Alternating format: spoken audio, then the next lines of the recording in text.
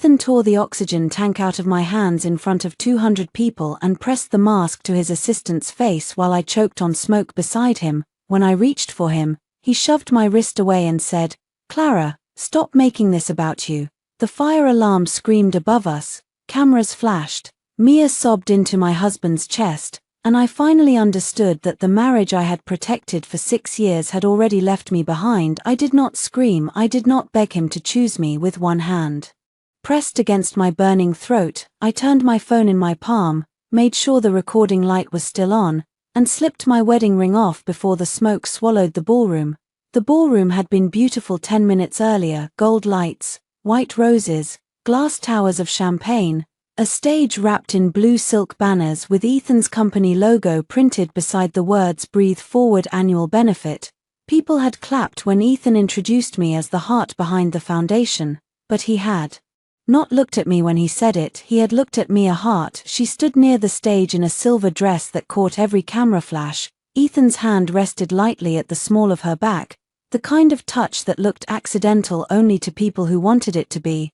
I had seen that touch before, in elevator mirrors, at company dinners, through half-open office doors. For a year, I had told myself not to be small. Mia was his assistant. Mia organized his calendar. Mia flew with him to investor meetings. Mia knew which tie he liked before board presentations. Mia laughed at his jokes before he finished telling them. Mia called to me when she pretended to forget I was standing there. I had told myself none of that mattered. Then smoke rolled under the north service doors. At first people thought it was part of the lighting, a low grey ribbon sliding across polished marble. Then a server dropped a tray near the bar and shouted, "Fire!" The room changed in one breath. The music cut off. The alarm began. Emergency lights flashed red against the white roses.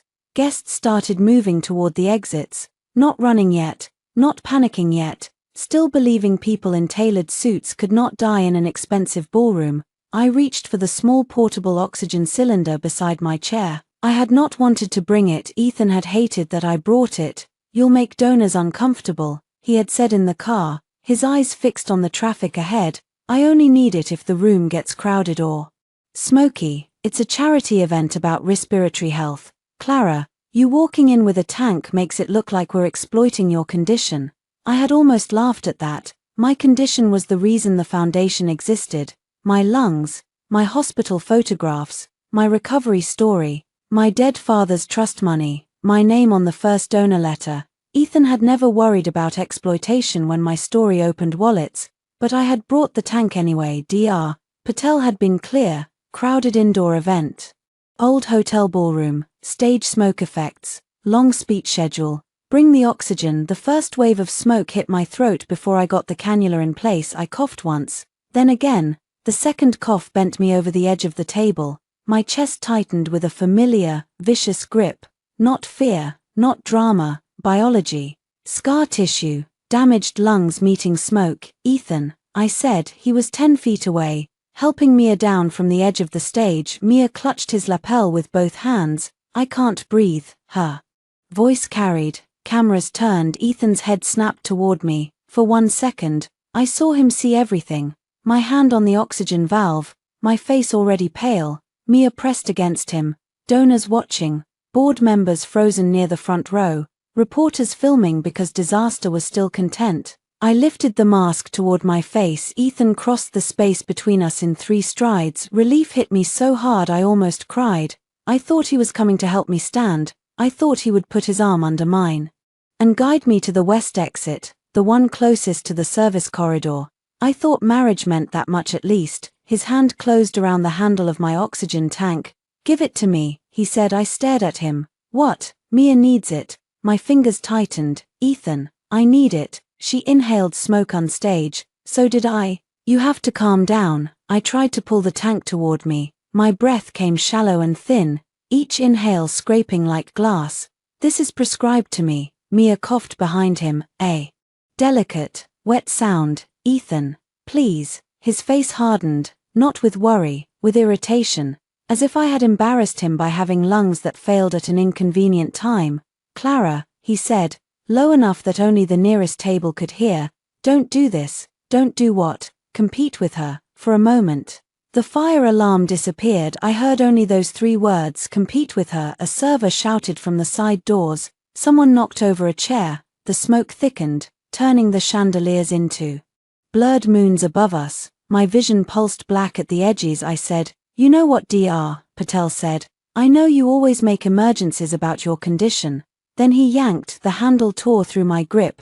Pain shot across my palm where metal scraped skin. My phone slipped, but I caught it against my thigh. Thumb still pressed to the screen. "Ethan," I rasped. He did not look back. He carried my oxygen tank to Mia and held the mask to her face himself. Mia's eyes found mine over the rim of the mask. She stopped coughing just for a second, then she leaned into my husband's arm and closed her eyes like a woman being saved. People watched. That was the part nobody tells you about public humiliation. It is not only the person who hurts you. It is the little half-second of silence from everyone who sees it and decides your pain is too inconvenient to name. Ethan's mother, Vivian Cole, stood near the center aisle in dark green silk, a hand pressed to her pearls. She saw me reach for the tank. She saw Ethan take it. She saw Mia breathe through the mask that belonged to me. Vivian did not move toward me. She moved toward Mia. "Oh, sweetheart," she said. "Keep breathing, sweetheart." I bent over, coughing hard enough that my ribs stabbed. My throat closed, then opened just enough for another useless inhale. I could not call for help. I could not shout that my oxygen had been taken by my husband because the sentence sounded insane even inside my own head. A man near the donor table said, "Is she okay?" Ethan snapped, "She's fine." She panics. I lifted my phone. The screen glowed through the smoke, recording. My hand shook, but the red dot remained steady. I turned slightly, catching Ethan's voice, Mia's silver dress, Vivian's hand on Mia's shoulder, my oxygen tank at Mia's feet. I kept the phone low, hidden against the fold of my navy dress. My wedding ring slid against my swollen finger. I pulled it off. It resisted at the knuckle. For 6 years, I had worn that ring through hospital scans, fundraisers, miscarried hopes, silent dinners, missed anniversaries, and every night Ethan came home smelling faintly of Mia's jasmine perfume and told me I was imagining things. The ring came free. I put it in the inner pocket of my clutch, not because I was dramatic, because I wanted one clean memory of the moment I stopped being his wife before the law caught up. The room lurched. I grabbed the back of a chair. Someone bumped into me and said, "Sorry," without seeing me. Smoke poured faster now, pushed by the ventilation system. A sprinkler cracked open above the stage, but only one. Water hissed against the lights. People started running. I looked toward the exits. The main doors were jammed with guests. The east corridor had smoke. The west service exit was closer, but the path was blocked by fallen decor and a toppled speaker. I knew the ballroom layout because I had spent 3 months planning this event before Mia took over the final week and told everyone I was resting. I moved toward the west wall. 1 step, stop, breathe. Another step, cough. My lungs refused to fill. My chest tightened until I felt as if an invisible fist had wrapped around my ribs and started twisting. My eyes watered, my throat burned, heat pressed along the ceiling. A security guard appeared through the smoke, Luis Ortega. I remembered him because he had helped me find a quiet room during last year's gala when the reporters became too much. He grabbed my elbow. "Mrs. Cole, where's your oxygen?" I tried to speak. Nothing came out. His eyes flicked to the tank across the room. He understood. His jaw tightened, but he did not waste time on outrage. "Can you walk?" I nodded. It was a lie. He put my arm around his shoulder. "Service exit, 12 steps to the wall, then left, stay low." We moved. Behind us, Mia cried Ethan's name. Ethan answered her, not me. Louis dragged aside a fallen floral arch with one hand while holding me upright with the other. My shoes slipped on wet marble. Glass crunched under my heel. Someone sobbed behind a table. The alarm kept screaming. "Almost there," Louis said. My knees buckled. He caught me before I hit the floor. For one wild second, I looked back. Ethan stood near the stage, one arm around Mia, my oxygen tank in his other hand. He was surrounded by guests and cameras and sympathy. Vivian hovered beside them. A photographer snapped a picture of Ethan holding the mask to Mia's face. Hero image, that was what the media would call it later if I let them. Local CEO saves assistant during charity gala fire. Brave founder protect staff. wife shaken but safe. I turned my phone toward them one last time. Mia saw, her eyes sharpened. She pulled the mask away from her mouth and whispered something to Ethan. His head turned across the smoke and chaos. My husband looked at me. For the first time since the alarm began, fear crossed his face, not fear for my life, fear that I had recorded him. Louis pushed open the service door. Cold air hit me like a slap. I stumbled into the narrow corridor beyond the ballroom, coughing so hard I tasted blood. A woman in a hotel uniform screamed for paramedics. Louis lowered me against the wall. "Stay with me," he said. I clutched my phone to my chest. The recording was still running, my vision blurred, but I kept my thumb away from the stop button. I needed every second. Ethan shouting my name from inside, Mia crying, Vivian asking whether the cameras had seen, Louis telling someone her prescribed oxygen was taken from her. A firefighter crouched in front of me. Can you tell me your name?" I tried. Only air came out. He fitted a mask over my face from his own kit. Oxygen rushed in. My lungs fought it at first, then grabbed at it like a starving thing. My hands shook so badly the phone nearly dropped. A paramedic with red hair knelt beside me. "I'm Jenna, you're safe. Keep breathing." Safe, the word landed wrong. The building was burning behind me. My chest felt shredded, and my husband had carried another woman through smoke with my oxygen in his hand. Jenna checked my pulse. "Do you have a pulmonary condition?" I nodded. "Portable oxygen prescribed." I nodded again. "Where is your unit?" I turned my head toward the ballroom doors. Jenna followed my gaze. Ethan came out then. Mia leaned against him, wrapped in his jacket, my oxygen mask still in her hand. Vivian walked on Mia's other side, murmuring comfort. Cameras waited near the emergency vehicles. Ethan's face rearranged itself before he stepped into the open air. Concerned husband, responsible leader, victim of a terrible accident. "Clara," he called. He said my name as if he had been searching for me. I pulled the firefighter's oxygen mask away just enough to speak. My voice sounded ruined, but it came out. "He took my oxygen." The paramedic froze. Louis looked down. Ethan stopped walking. Mia's hand tightened around his sleeve. I looked straight at my husband, my phone still recording against my palm, my wedding ring no longer on my finger. "He took my oxygen," I said again. Then the night tilted sideways, and the last thing I heard before the stretcher wheels rattled beneath me was Ethan saying, "Clara, don't start." The first thing I asked for in the emergency room was not water, it was not Ethan, it was not pain medicine, it was my medical chart. The nurse leaned over me with a penlight and said, "Mrs. Cole, try not to talk yet." I lifted my hand and pointed to the clipboard at the foot of the bed. My throat felt raw enough to bleed. Every breath came with a soft whistle under my ribs. The oxygen mask fogged and cleared, as if my body had become a window that could not decide whether to let me see out. "Chart," I whispered. The nurse, whose badge said Marisol, glanced toward the curtain. "The doctor will document everything." "Specific," I said. She bent closer. I forced the words out slowly. "Prescribed oxygen, taken from me during evacuation." Her eyes changed, not dramatically, not with pity, with attention. "That was enough. I'll note your statement," she said. "Do you know who took it?" I closed my eyes, my husband's hand around the metal handle, his voice in the smoke. "Don't compete with her, Ethan Cole," I said. "My husband." Marisol's pen moved. The sound of it was small, scratchy, almost ordinary. It was the first clean sound I had heard all night. Beyond the curtain, the emergency department pulsed with controlled chaos. Shoes squeaked, monitors beeped. Someone cried in the next bay. A man coughed so hard a nurse told him to sit up. The hotel fire had sent a stream of people to St. Agnes Medical Center, most with mild smoke inhalation, some with burns, all with stories. Mine was already being rewritten. I heard Ethan before I saw him.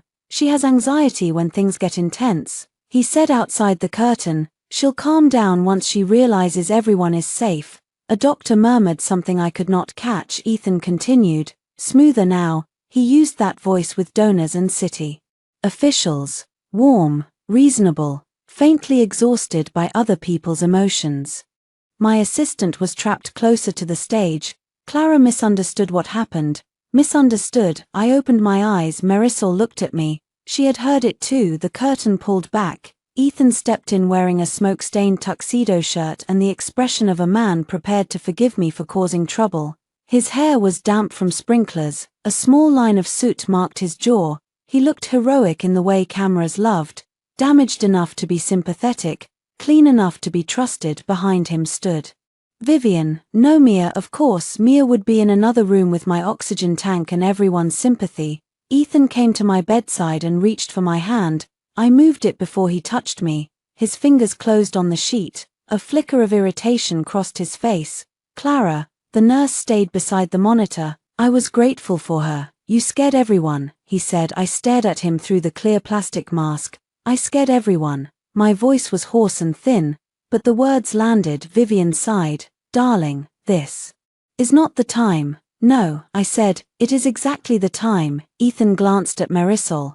Can we have a minute? Marisol did not move. I need to monitor her oxygen saturation. His jaw tightened. I watched him decide not to argue with a nurse in front of me. Ethan cared deeply about who witnessed his cruelty. He leaned closer instead. Mia could have collapsed. So could I. You were closer to the exit. I was on prescribed oxygen.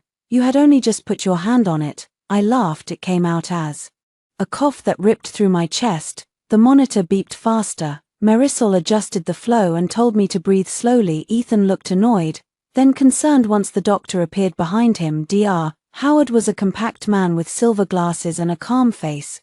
Mrs. Cole, I'm going to examine your airway again. Please avoid unnecessary talking. She keeps trying to accuse people, Ethan said. Dr. Howard looked at him.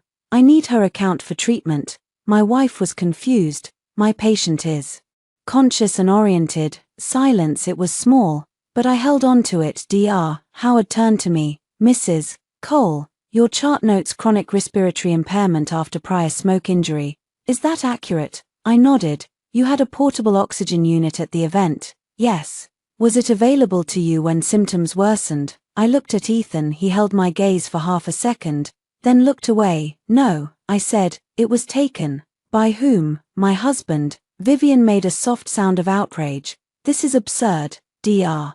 Howard did not look at her. He wrote on the chart. Ethan's voice dropped. Clara, think carefully. Mia was in acute distress. Was she admitted? He hesitated. That told me enough. Where is she? I asked. Observation. On oxygen. She needed support. Is she still using my tank? It's not your tank. It was just a portable cylinder. I looked at Marisol. She looked at the equipment bag that had arrived with me.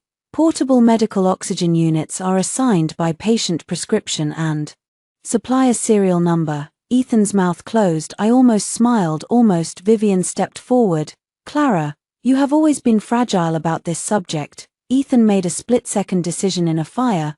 Are you really going to punish him for saving a young woman who works for him? There were firefighters, I said. There were paramedics. There were hotel staff. He took medical equipment from his wife. You make it sound monstrous. It was. Ethan's face hardened. There he was, not the worried husband, not the public hero, the man from the ballroom, irritated that I would not collapse quietly enough to protect him.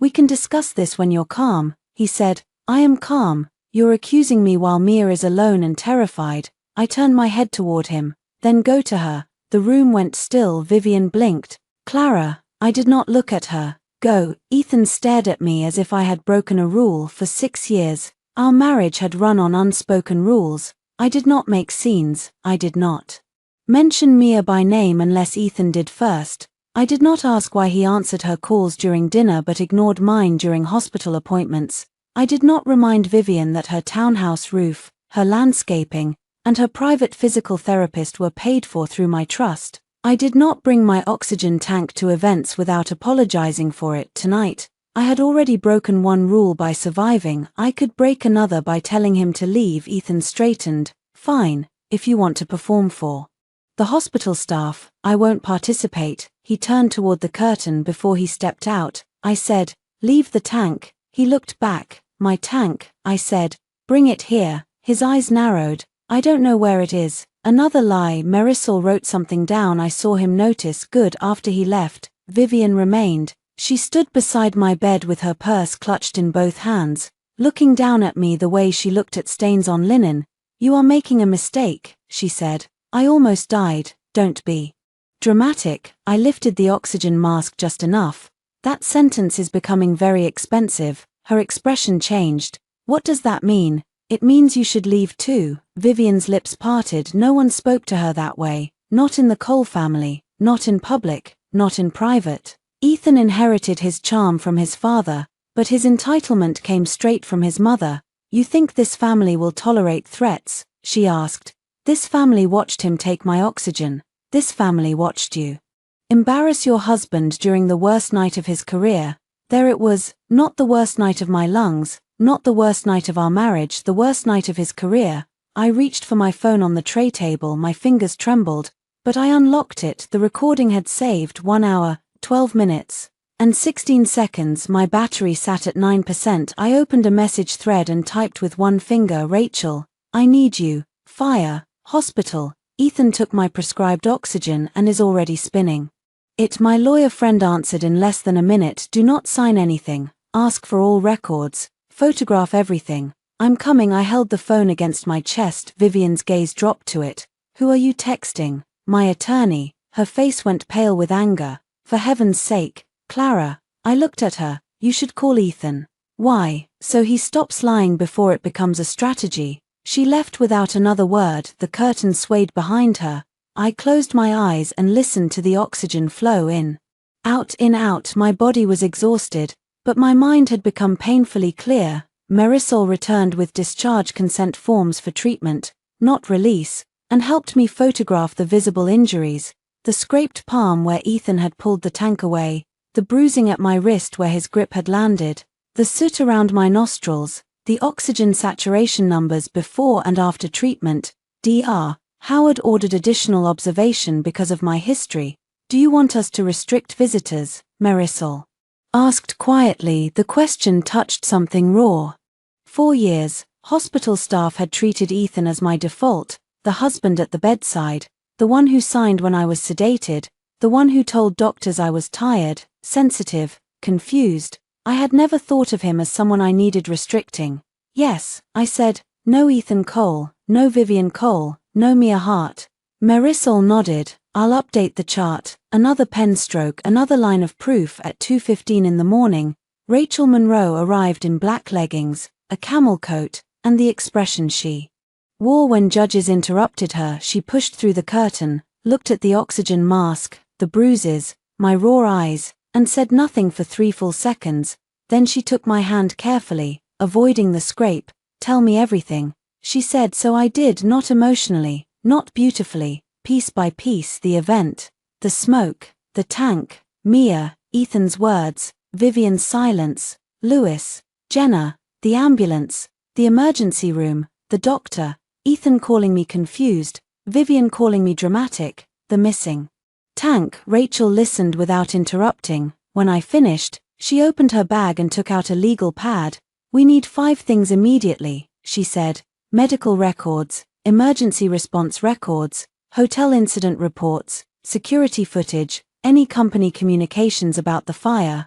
I recorded audio. Her eyes lifted. How much? From before he took it until after the ambulance. Rachel's face changed, just slightly. Clara, she said, that may be the spine of the case. The word should have scared me. Instead, it steadied me. My phone buzzed. Ethan. Rachel glanced at the screen. Do not answer. I watched his name disappear, then return. Another call, then a text. You need to stop talking to hospital staff before you turn a terrifying accident into something ugly. Another text. Mia is devastated that you think she would steal oxygen from you. Another. My mother is crying. Another. Clara, answer me. Rachel photographed each message with her own phone. I read the last one twice. My mother is crying. Not I am sorry. Not are you breathing. Not I should never have touched your tank. His mother's tears had reached him faster than my failing lungs. A nurse entered with a sealed plastic bag. Mrs. Cole, she said, paramedics sent this with your belongings. It was recovered from the event site. Inside was my portable oxygen unit. The mask had lipstick on it, not mine. Mia's shade was a glossy rose pink she wore at every public event. Rachel looked at the bag, then at me. Do not touch it, she said. I did not. The tank sat between us under fluorescent hospital lights, tagged with my name, my prescription label, and another woman's lipstick. My phone buzzed again. This time the message was from an unknown number. Mrs. Cole, this is Jenna Brooks, paramedic from tonight. I wrote what you said at the scene in my patient care report. Please make sure the hospital keeps it attached. I hope you're okay. I stared at the screen until the letters blurred, then I began to cry, not loud, not for Ethan, not for the marriage, for the simple mercy of one stranger writing down the truth before my husband could erase it. Rachel took the phone gently from my hand and saved the message. Good, she said. Now we make sure nobody edits you out of your own emergency. Outside the curtain, footsteps stopped, a shadow fell across the fabric. Ethan's voice came through, low and urgent. Clara, we need to talk before this becomes public. I looked at Rachel. She smiled without warmth, then she pulled the curtain open. Ethan had changed clothes. That was the first thing I noticed when Rachel opened the curtain. He wore a clean navy sweater and dark jeans, his hair washed, his face carefully tired, no soot, no smoke, no visible evidence of the fire except a small bandage near his thumb, placed so perfectly it looked like a stylist had chosen it. Behind him, Vivian stood in a cream coat with her phone in one hand and outrage in the other. Rachel did not step aside. Mr. Cole, she said. Ethan's eyes moved from me to her. Who are you? Rachel Monroe, Clara's attorney. His face tightened. Attorney? Yes, this is a family matter. Rachel's voice stayed pleasant. It became a legal matter when your wife's prescribed medical equipment was taken from her during a fire. Vivian made a sharp noise. That is a disgusting way to frame an accident. I lifted myself higher against the pillows. My lungs protested. I did it anyway. Where is Mia? I asked. Ethan looked at me. Resting. Admitted. No. Diagnosed with acute respiratory distress. Clara, was she admitted? His jaw moved. No. The answer sat in the hospital air. I did not need to add anything. Rachel did. So your assistant was released, while my client remains under observation after being deprived of her prescribed oxygen. Ethan looked at her like he wanted to hate her but had not yet found a socially acceptable reason. Mia was closer to the source of smoke, he said. Medical records will clarify that. Her privacy matters. My client's survival matters more. Vivian stepped forward. Enough. Ethan came here to be kind. I looked at my husband. Is that why you told the doctor I was confused? I told him you were shaken. You said I misunderstood. Because you did. Rachel held up one hand. I'll stop you there. If you intend to discuss the facts of the incident with my client, I'll record this conversation. Ethan laughed once. You can't be serious. Rachel pulled out her phone. Very. Vivian's eyes flashed. Clara, call off your friend. I turned to her. She is not my friend right now. She is my attorney. The words felt strange in my mouth. Wonderful. Ethan rubbed his forehead. This is exactly what I meant. You're escalating because you're hurt. I'm escalating because I almost died. No one almost died. The monitor beside me beeped. Rachel glanced at it, then back at him. Say that again. He did not. Vivian softened her voice, which meant she was about to become cruel in a more expensive way. Clara, we all know your health has made you feel insecure. Ethan has stayed by you through so much. Surgeries, cancelled trips, the difficult months when you could barely leave the house. Mia is young and healthy and frightened. Ethan saw someone helpless and acted. I looked at Ethan. Is that what you think happened? He looked away. Vivian continued, encouraged by his silence. You must understand how this looks. A wife with a history of anxiety attacks accusing a young employee of stealing oxygen during a fire. It sounds unstable. Rachel's pen moved across her legal pad. Vivian noticed. Are you writing that down? Yes, Rachel said. For what purpose? For later. Vivian shut her mouth. I had spent years believing Vivian was powerful because she never raised her voice. Now I saw something else. Vivian was powerful only when everyone agreed to pretend her cruelty was etiquette. Rachel did not agree. That changed the room. Ethan exhaled slowly. I came because we need a unified statement before reporters start calling.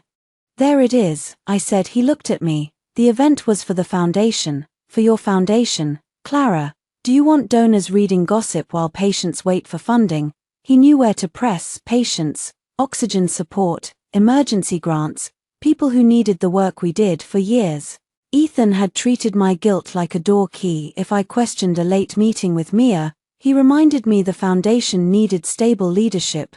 If I objected to his mother's spending, he reminded me his family name attracted donors. If I said I felt erased, he told me sick people depended on us not looking messy. Now he reached for the same key, it no longer fit. Show me the statement, I said. Ethan hesitated. Rachel held out her hand. He took a folded document from his jacket pocket and gave it to her instead of me. Rachel read silently. I watched her face become still. That was never good. She handed it to me. The top line read, "Joint statement regarding the Breathe Forward benefit incident." I read slowly because my eyes were tired and my chest hurt. The statement thanked first responders. It said a small electrical fire had caused temporary panic. It said all guests had been safely evacuated. It said Ethan Cole had assisted several staff members, including Mia Hart and Clara Reed Cole. It said I had become disoriented in the confusion and briefly misplaced my portable oxygen unit before emergency personnel helped me outside. Misplaced, my fingers tightened around the paper. Misplaced, as if I had set down my lungs like a handbag. The final paragraph was worse. Clara and Ethan Cole ask for privacy and reject any attempt to turn a frightening accident into speculation about their marriage or company leadership. I looked up. You want me to say I misplaced it? Ethan's voice softened. It protects everyone. It protects you. It protects the foundation. You mean the foundation you moved under company communications without asking me? His eyes flickered there. I had not expected to say it, but the words came from a file I had seen 2 weeks earlier and had been too tired to fight about. A revised communications chart, Mia's name beside mine, then above mine. Rachel turned slightly. What communications chart? Ethan said. Administrative restructuring. Nothing relevant. It's relevant if you used my medical story to raise money and then planned to blame my medical emergency on confusion. Vivian snapped. You are being paranoid. Rachel looked at her. Mrs. Cole, I strongly suggest you stop using mental health language as a weapon in front of witnesses. Vivian flushed. Ethan took a step closer to my bed. Clara, listen to me. We can handle this privately. I know you're angry. I know you think I chose Mia, but in a fire, seconds matter. I made the call I thought would save the most vulnerable person in front of me. You thought Mia was more vulnerable than your wife with diagnosed lung damage. She was terrified. I was suffocating. You were standing. I laughed again. And again it became a cough. Marisol appeared at the curtain like a guardian angel in navy scrubs. Mr. Cole, you need to step back. Ethan did, but his eyes stayed on me. Do not sign that, Rachel said. I wasn't going to. Ethan stared as if I had spoken another language for 6 years. He had been able to count on my signature, invitations, donor letters, property consents, internal approvals, family transfers, birthday cards for his mother, sympathy notes to clients I had never met. If it kept peace, if it protected the foundation, if it made Ethan's life easier. I signed. Not tonight, Clara, he said. If you refuse, people will ask why. Good, Mia will be dragged into this. She was already in it when she took my mask. She did not take anything. No, you took it for her. His face reddened. Vivian whispered, ungrateful girl. Rachel's head turned slowly. I raised a hand before she could speak. No, I said, let her. Vivian's eyes narrowed. I looked at the woman who had once told me my illness made Ethan's life smaller. The woman who accepted my checks and called them family support.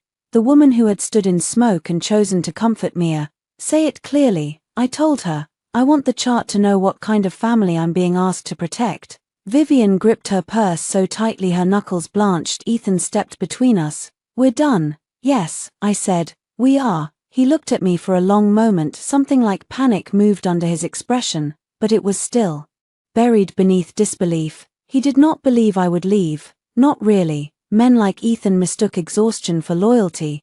They thought a woman who had swallowed pain for years had lost the ability to spit it back. He folded the unsigned statement and put it in his pocket. You'll regret making this public, he said. I didn't make it public. You did, in front of 200 people. He left. Vivian followed, but not before giving me a look that promised war. When the curtain closed, Rachel sat beside me. Clara, she said, tell me about the foundation restructuring. I leaned back and closed my eyes. My body wanted sleep. My mind did not have that luxury. 2 weeks ago, Mia sent a revised communications schedule. She said Ethan approved it. My name was moved from founder story liaison to historical advisor. Rachel's eyebrows lifted. Historical advisor. Yes, you founded the patient grant program, with my father's trust, and your medical history was used in donor materials, for 3 years. Who controls the bank accounts? Officially, joint oversight. Practically, Ethan's office processes transfers. I have final authorization on the trust-backed grants, Rachel wrote faster, and the company, Cole Urban Design, owns the event division. The foundation contracts with them for logistics. Who benefits if you are portrayed as unstable? I knew the answer before she finished asking. Ethan. And, Mia, Rachel nodded, because if the sick wife is unstable, the devoted husband and competent assistant become the adults in the room. The words settled over me like ash. The sick wife, the devoted husband, the competent assistant. I could see the story forming. Ethan could tell it beautifully. Clara had been under stress. Clara felt threatened by Mia. Clara panicked in the fire. Clara misplaced her oxygen and later blamed Ethan because jealousy distorted her memory. Poor Ethan had tried to save everyone. I had lived inside his polished sentences for too long. Rachel's phone buzzed. She checked it, then looked at me. News is already posting. She turned the screen. A local business blog had uploaded a photograph from the ballroom exit. Ethan stood under flashing emergency lights. Mia wrapped in his jacket. My oxygen mask pressed to her face. Vivian hovered beside them. One hand over her heart. The caption read, Cole Urban Design CEO Ethan Cole helps assistant Mia Hart after fire breaks out at Breathe Forward charity gala. His wife, foundation advocate Clara Reed Cole, was also treated for smoke inhalation. Also treated. I stared at the photo. My oxygen tank sat at Ethan's feet. My name was in the caption like an afterthought. Rachel took the phone back. We don't respond tonight. Why? Because we respond with records, not rage. I liked that. Records, not rage at dawn. Dr. Howard returned and confirmed I would stay another day for observation. My oxygen levels had stabilized, but my lungs remained irritated. He recommended follow-up with Dr. Patel and gave discharge instructions that read like evidence, smoke exposure, respiratory distress. Patient reports prescribed portable oxygen unavailable after spouse removed device. Rachel asked for certified copies. The hospital administrator looked uncomfortable but complied. By 8, Ethan sent another text. Please don't punish everyone because I helped someone breathe. I did not answer. At 9, Mia sent one. I'm sorry you're upset. I hope someday you understand Ethan was just trying to save a life. Below it, she attached a photo not of herself, of my oxygen tank sitting beside a hospital chair, her pink lipstick still on the mask. I stared at the image until Rachel leaned over and saw it. Forward that to me, she said. I did. Then I typed a reply to Mia. I understand more than you think. I did not send it. I deleted the words, turned off my phone, and let the silence answer for me. At noon, Rachel returned from the hospital records office with a folder. There's something else, she said. What? She handed me a printed email chain. The sender was Mia Hart. The recipient list included Ethan, company legal, Vivian's personal email, and the foundation communications team. The timestamp was 1:06 a.m., less than 2 hours after the fire. Subject, preliminary language for incident response. The body was short. We should avoid details about Clara's oxygen use unless absolutely necessary. Her emotional state may complicate the message. Recommend framing her as safely treated and focusing public attention on Ethan's quick action assisting staff. My hands went cold. Rachel tapped the second page. There was Ethan's reply. Agreed. Clara will calm down. Draft the statement for her signature. Not ask Clara, not check on Clara. Draft the statement for her signature. I looked toward the sealed bag holding my oxygen tank. The lipstick mark had dried on the clear plastic mask. Rachel, I said. Yes, I don't just want a divorce. Her expression stayed steady. What do you want? I looked at the email again, at Ethan's confidence, at Mia's calculation, at the words Clara will calm down. I want every person who watched me suffocate and called it strategy to say what they did where everyone can hear it. Rachel closed the folder. Then we start today. I left the hospital with a paper bag of medications, a bruised wrist, a raw throat, and a list. Rachel made the list on the back of a hospital discharge envelope because neither of us wanted to waste time pretending my life had not become evidence. 1. Preserve medical records. 2. Preserve the oxygen tank. 3. Request hotel and company surveillance. 4. Revoke temporary foundation authorizations. 5. Freeze trust-backed automatic transfers. 6. Stop responding to Ethan without counsel. 7. Breathe. Rachel had underlined the last one twice. Ethan waited outside the hospital entrance. He leaned against his black Range Rover with sunglasses on. Though the sky was grey, the car was parked in the pickup lane under a sign that said patient discharge only. He held 2 coffees, one black, one with oat milk and cinnamon. Mine. He had remembered my coffee order. The smallness of it almost made me furious. A man could remember cinnamon and forget his wife needed oxygen. Rachel saw him before I did.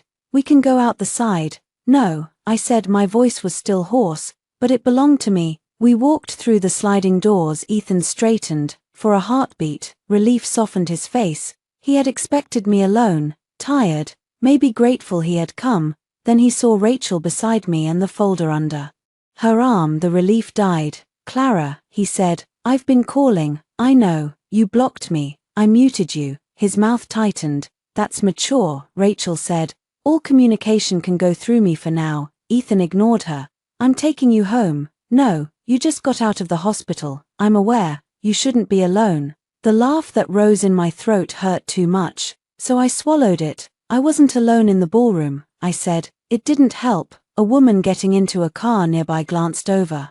Ethan noticed. His expression shifted into controlled concern.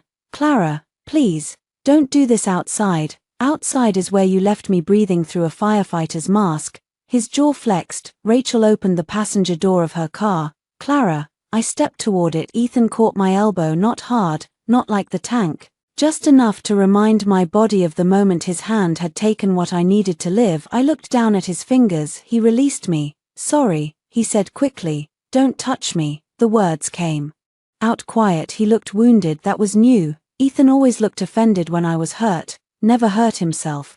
But today he looked like a man seeing a locked door where he had always had a key.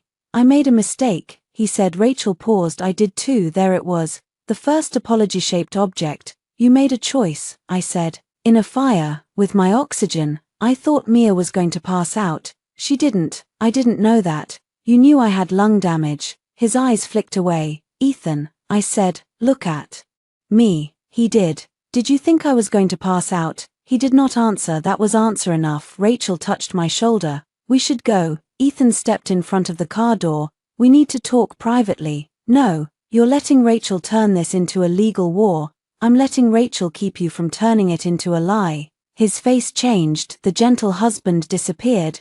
You think you can burn down everything we built because you're jealous of Mia? Rachel's voice cut in. Careful. Ethan looked at her. This is my marriage. No, I said, it was. He stared. I got into Rachel's car and closed the door before he could speak again. As Rachel pulled away from the hospital, I looked back once. Ethan stood in the pickup lane holding 2 coffees, one growing cold for a woman he had not chosen in the fire. I did not cry. That worried me more than crying would have. We did not go to the marital home. Rachel drove me to her office first, a brick building above a bakery that smelled like butter and coffee. Her assistant had already set up a conference room with tissues, chargers, water, and a small portable air purifier.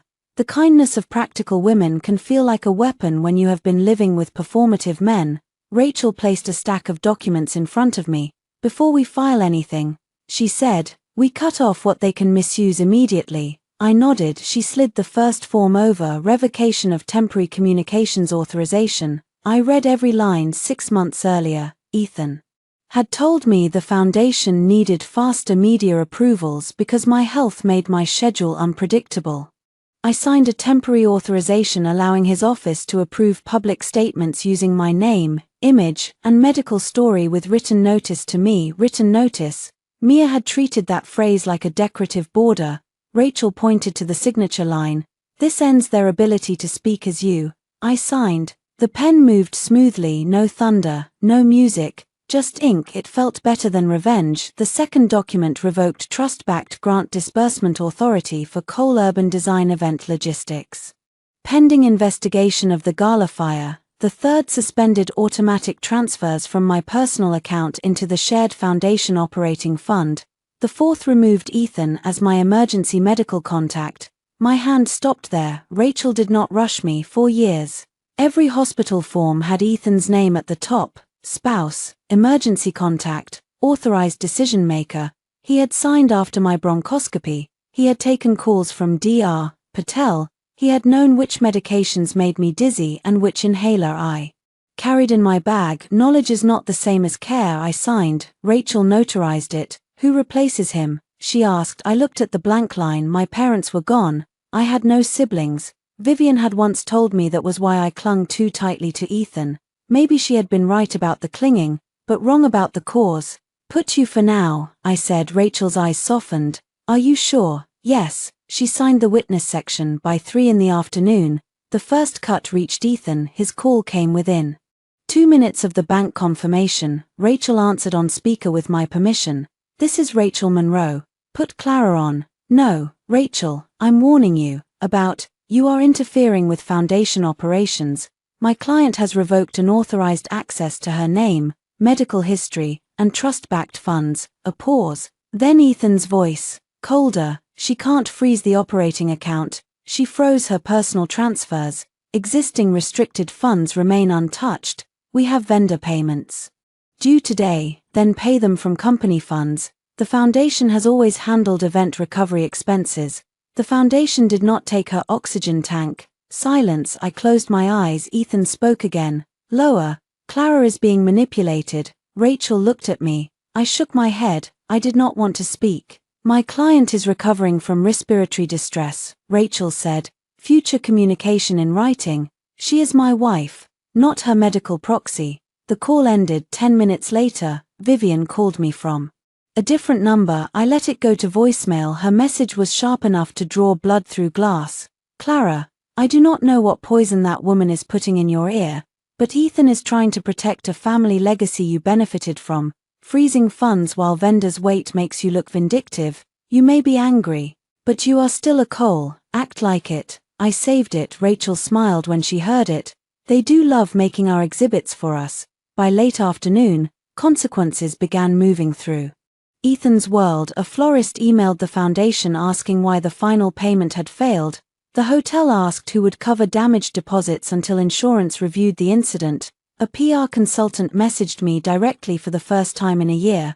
Suddenly remembering I existed, Mia sent 3 emails marked urgent. Clara, I think emotions are high, but pausing approvals could hurt patients who depend on us. Clara, Ethan is under enormous pressure, and I hope you won't punish him professionally for a personal misunderstanding. Clara, please call me woman to woman, woman to woman. I forwarded all 3 to Rachel. Then I turned off email notifications at 5. Rachel drove me to the marital home. I had asked for 1 hour to collect essentials, clothes, medication, documents, my father's watch, the framed photograph of my mother in the yellow dress she wore the summer before she died. The house sat behind iron gates in a neighborhood full of manicured lawns and quiet marriages. Ethan and I bought it 4 years earlier, or rather, my trust paid the down payment while Ethan told everyone we had found our dream home. Inside, the air smelled like cedar and the lemon cleaner our housekeeper used every Thursday.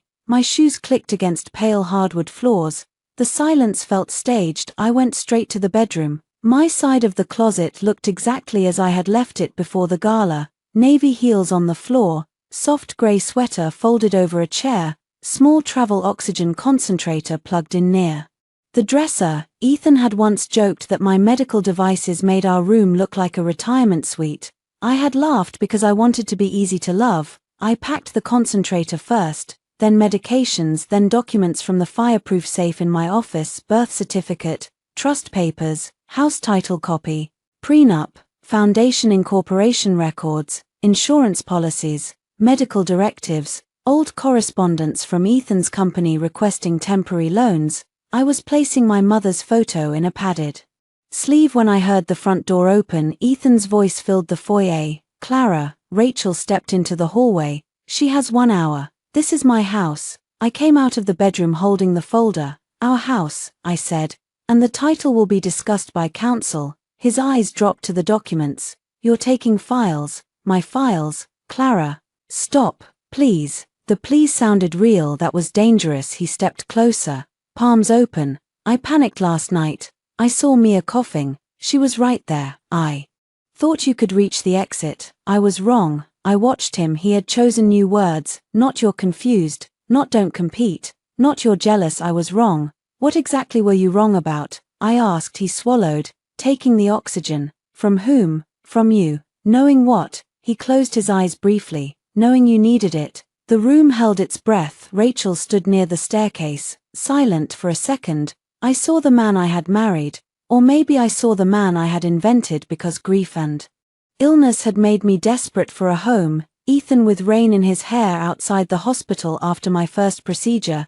Ethan sleeping in a chair beside my bed. Ethan promising my father he would take care of me when my father was already too weak to answer. Then I saw his hand pulling the tank away. Will you put that in writing? I asked. His eyes opened, the softness vanished. Clara, I nodded once. That's what I thought. He stepped back. You want to destroy me? No, I wanted to breathe. His face twisted. You know what will happen if donors lose confidence, patients lose grants, staff lose jobs. Mia loses her career because you need someone to blame. Mia drafted a statement blaming me while I was in the emergency room. She was doing her job, so was the paramedic who documented what I said. His eyes sharpened. What paramedic? I said nothing. He looked at Rachel. Rachel smiled politely for the first time.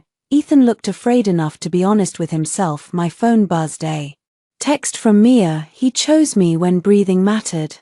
Below it was a photo taken inside Ethan's office. Mia sat at his desk wearing his suit jacket over her silver dress. Her eyes were dry. Her lipstick was fresh. I showed Rachel then, because some doors deserve to close loudly. I turned the phone toward Ethan. He read it, color drained from his face. Mia sent that. Yes. I'll handle it. No, I said. You already handled it in the ballroom. I walked back into the bedroom and zipped my bag. When I came out, Ethan stood in the hallway, no longer blocking the door. Where are you going? He asked. Somewhere my oxygen stays mine. He flinched. Good. I left the house with Rachel carrying my medical equipment and me carrying the folder that held the paper trail of a marriage I had once mistaken for love at the gate. I looked back. Ethan stood in the open doorway. For years that image would have pulled me back. His loneliness, his regret, the beautiful house, the life I had tried to earn by being understanding. My phone buzzed again. This time it was a notification from the foundation payment system. Transaction declined. Vivian Cole residential repair reimbursement. 30 seconds later, Vivian called. I declined. Rachel started the car. First cut, she asked. I looked down at my bare ring finger. First cut, I said. Behind us. Ethan's house receded in the mirror, large and lit and suddenly very expensive without me. Ethan asked to meet at a restaurant where we had celebrated our first anniversary. That was how I knew the apology was a trap. The restaurant was called Marlowe's. All dark wood, amber lighting, and tables spaced far enough apart that wealthy people could argue without being overheard. Ethan had proposed a corner booth at 7, saying Rachel could come if that made me feel safer, as if safety were a mood. Rachel and I arrived together at 6:55. She wore a charcoal suit. I wore a black dress with long sleeves, flat shoes, and my portable oxygen concentrator in a discreet leather bag at my side. I did not hide it, not anymore. Ethan stood when we approached. He had ordered my favorite tea. He had also ordered flowers, white roses, the same flowers from the ballroom. I looked at them and almost laughed. Men who hurt women often develop a sudden belief in symbolism, but never enough imagination to choose the right symbol. Mia sat beside him. That was the second sign. She wore a pale blue sweater and no makeup except mascara, the costume of innocence. A soft scarf wrapped around her neck as if she had been rescued from a shipwreck instead of released from hospital observation in under 3 hours. I stopped beside the booth. No, I said. Ethan's brows drew together. Clara, you said you wanted to talk. I do. Then why is she here? Mia looked down. I asked to come. I didn't ask you. Her face tightened. Then softened again when Ethan glanced at her. Ethan lowered his voice. She is part of this. Yes, I said, as evidence. Rachel cleared her throat, a tiny sound full of warning. Ethan gestured toward the seat. Please, sit. 10 minutes. I should have walked out, but Rachel had already told me something useful. People reveal themselves when they believe you are close to surrender. Ethan thought nostalgia and witnesses would shame me into softness.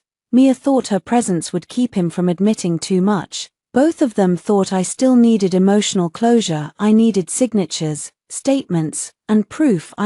Rachel sat beside me and placed her phone on the table, face down. Ethan noticed. Are you recording? Rachel smiled. Are you planning to lie? Mia's lips parted. Ethan exhaled. This hostility is exactly why I wanted a peaceful conversation. Start peacefully, I said. He folded his hands. I am sorry, he said. The words came polished, prepared, rehearsed in front of a mirror or with Mia in his office. I am sorry that during a chaotic and terrifying event, my actions made you feel abandoned. Rachel's pen clicked. I looked at him. Made me feel. Ethan's jaw tightened. Clara, I'm trying. No, you are editing. Mia leaned forward. He hasn't slept. I turned to her. I was in the hospital. She recoiled as if I had slapped her. Ethan put a hand on her arm. There it was again, the instinct, my lungs, his assistant, my hospital bed, her feelings, my oxygen, her tears. I reached into my bag and took out the sealed copy of my discharge instructions.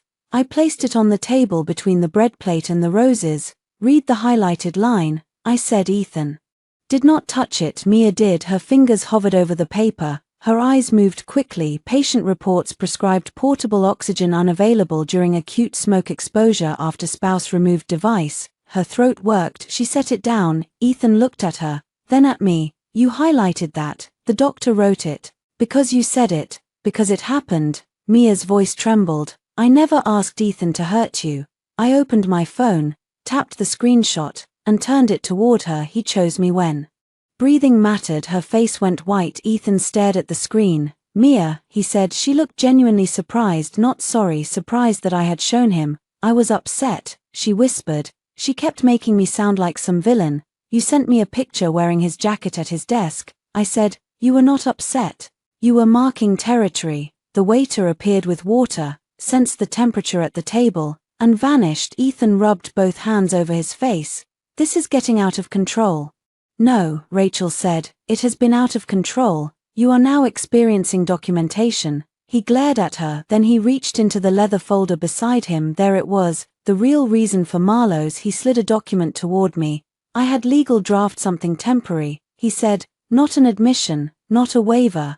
Just a way to keep the foundation stable while we sort out our personal issues. Rachel took it before I could. She read the first page, then the second, then she laughed. It was not a loud laugh. It was worse. It was delighted. Oh, Ethan, she said, you should fire whoever thought this would work. His face darkened. It's standard crisis management. Rachel turned the paper toward me. The title read Mutual Non-Disparagement and Incident Clarification Agreement. I read the first paragraph, then the second. By the third, my pulse had slowed into something icy. The agreement required both of us to refrain from discussing unverified claims about the oxygen tank. It stated that medical equipment had been temporarily reassigned under emergency conditions.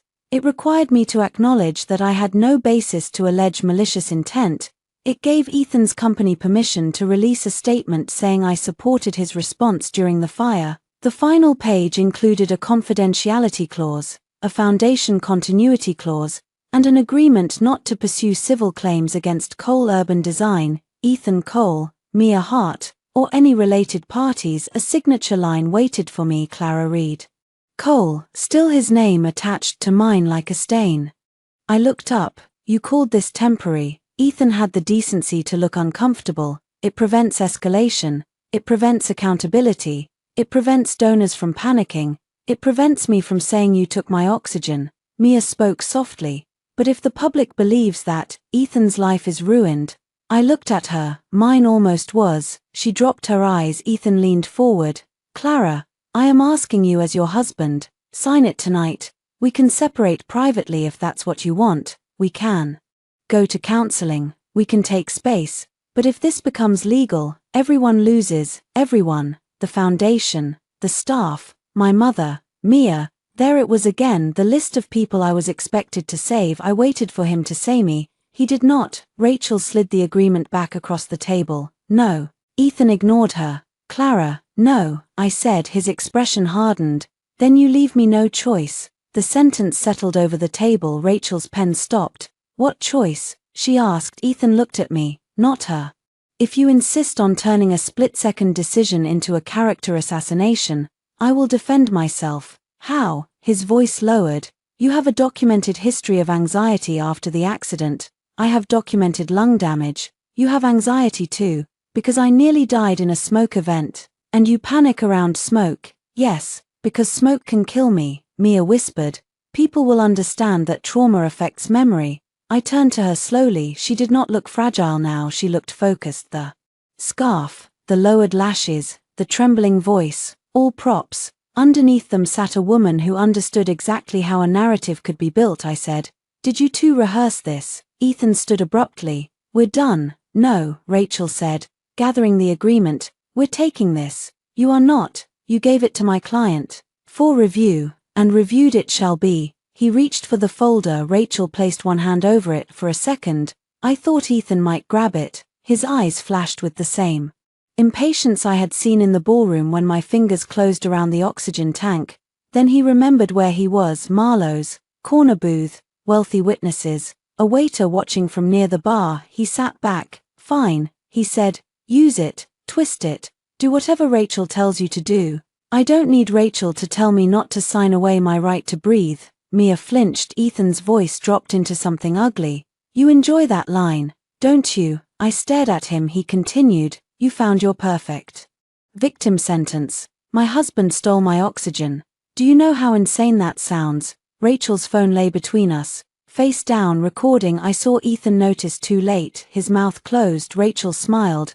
"Please continue." He stood. Mia stood with him. The flowers remained on the table. Ethan tossed cash beside the untouched tea. "When this gets ugly, remember you chose it." I looked at the white roses. "No," I said, "I chose not to die quietly." They left. Mia looked back once from the hostess stand. The innocent mask had slipped. Her eyes were sharp with hate. Good. Hate made people careless. Rachel waited until they were outside before picking up her phone. She stopped the recording and saved it twice.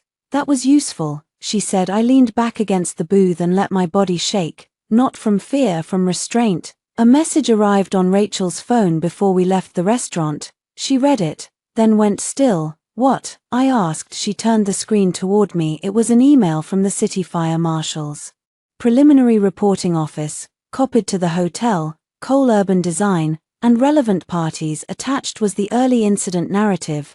I read the paragraph twice. Female guest Clara Reed Cole appeared disoriented and refused immediate evacuation before being assisted by hotel security. Portable oxygen device not in use at time of removal from ballroom. Refused immediate evacuation. Not deprived of oxygen. Not assisted after losing prescribed equipment. Refused. I could hear Ethan's voice already. She panicked. She refused help. She misplaced it. She blamed me later. My hands went numb. Rachel took the phone back and opened a new email. "We challenge it tonight." How did they get that version? Her mouth flattened. Someone fed it to them. I looked toward the restaurant windows outside. Ethan helped Mia into his car with one hand at her back. The same touch, the same choice. Only now I was not standing in smoke. I was standing in the first clear shape of war. The fire marshal's preliminary report changed the air around me, not because it was final. Rachel said preliminary reports were corrected all the time. Witness statements came in, footage surfaced, medical records clarified timelines, but lies, once written on official letterhead, grew teeth. By morning, Ethan's version had become more confident. At 8:12 a.m., Cole Urban Design released a short statement. "We are grateful to first responders and relieved that all guests, staff, and family members are recovering. During the evacuation, our CEO Ethan Cole assisted multiple individuals through heavy smoke, including assistant Mia Hart and his wife Clara Reed Cole, who was treated and released. We ask for privacy and compassion while official reports are completed, treated, and released." I was still coughing blood into tissues when I read it. Rachel stood at my kitchen counter in the short-term apartment she had found for me, making coffee neither of us drank. The apartment overlooked a narrow street lined with maple trees and brick townhouses. It was clean, quiet, and temporary. My oxygen concentrator hummed beside the sofa. I sat wrapped in a blanket, laptop open, reading comments under a local news repost. Hero, glad everyone is okay. His poor assistant looks traumatized. Why is his wife making this about herself? I heard she has issues. That last one came from an account with no profile picture. Rachel took my laptop gently and closed it. No comments. I need to know what they're saying. No, you need to know what we can prove. She placed a printed checklist in front of me. Today we find the camera. The hotel had cameras in the ballroom corridors, service exits, loading bay, and lobby. Cole Urban Design had hired a private event security team, including Lewis. The ballroom itself had live stream equipment for donor screens, though Ethan's company claimed the fire damaged the recording system. Too convenient. Rachel filed preservation letters with the hotel, Ethan's company, the AV vendor, and the security contractor. Before noon, she copied the fire marshal. She requested all raw footage from 30 minutes before the alarm to 30 minutes after evacuation at 12:07 p.m. The hotel responded politely, "We are cooperating fully with authorities and will preserve available materials." At 12:19, the AV vendor responded, "Equipment recovered, data assessment pending." At 12:31, Cole Urban Design Legal responded, "All requests should proceed through appropriate channels. We caution against harassment of staff during an active investigation." At 12:33, my phone buzzed. "Ethan," I let Rachel answer from her office line. His voice filled the room. "Tell Clara to stop contacting employees." Rachel leaned back in her chair. "We sent preservation notices. You contacted Luis Ortega directly. We sent notice to his employer. Luis called my office asking whether he needs his own lawyer." "Perhaps he does." Ethan swore under his breath. I had heard him swear only a handful of times in 6 years, usually at contractors, once at a reporter, never at me directly. He preferred cleaner weapons. "Rachel," he said, "you're making people think there's something criminal here." "Is there?" A pause. "No." "Then footage should help." "The footage is incomplete." "How do you know?" "Because the system went down during the fire." "Before or after you took the oxygen tank?" He hung up. Rachel smiled. "I did not." Because Ethan knew something about the footage, that meant he had already looked for it. My appointment with Dr. Patel was at 2. Rachel drove me there herself. The clinic sat on the 3rd floor of a medical building with too much beige carpet and a waiting room full of quiet people pretending not to be afraid.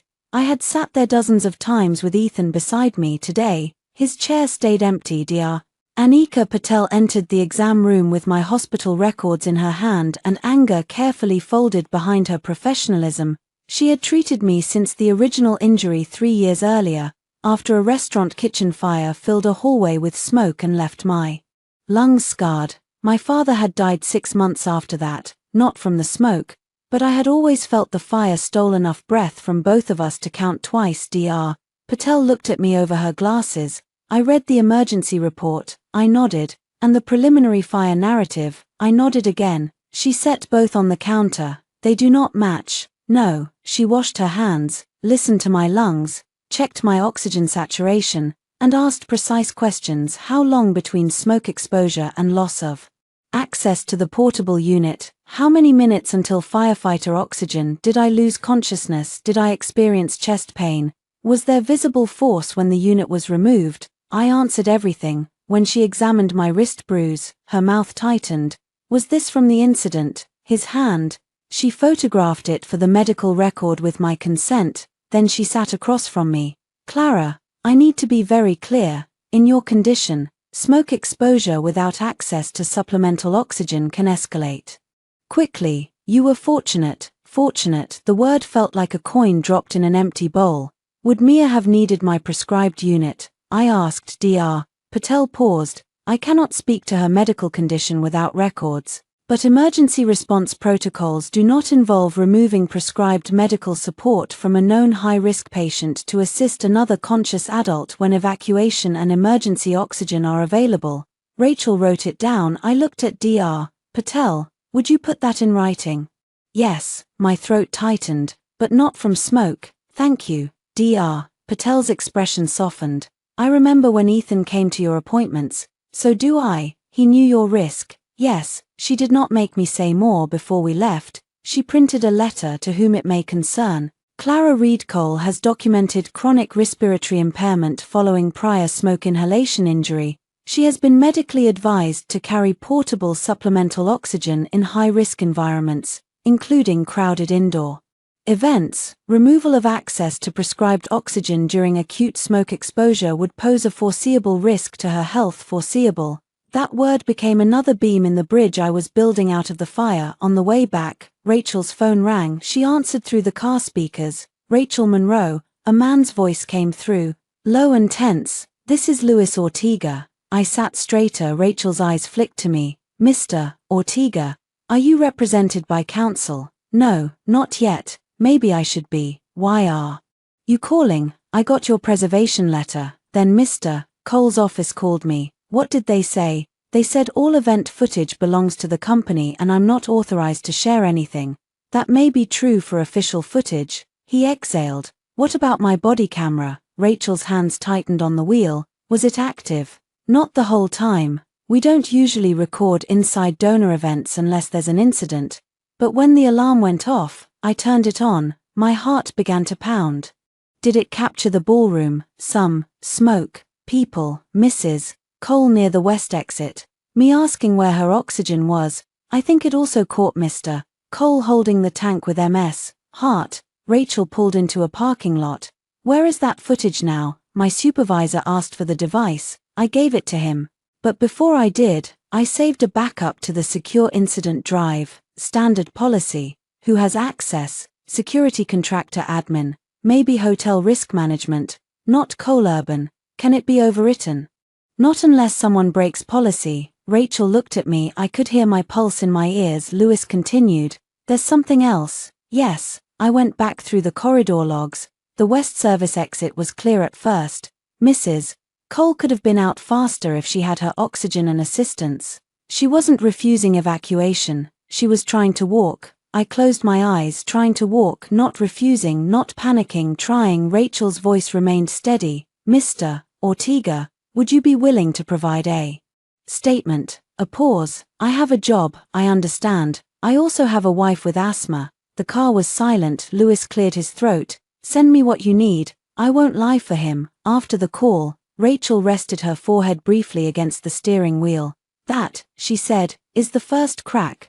But cracks let light in both directions. By evening, Ethan knew. He arrived at my temporary apartment building at 7:40 p.m. I did not buzz him up. He called from the lobby. I answered because Rachel was sitting across from me with her recorder on. You contacted Lewis, Ethan said, through counsel. You are dragging employees into our marriage. You dragged my lungs into your affair. Silence then. There is no affair. I looked at the recorder. Mia sends bold texts for a woman who isn't sleeping with my husband. His voice dropped. Be careful. No, Clara, no. I have been careful for 6 years.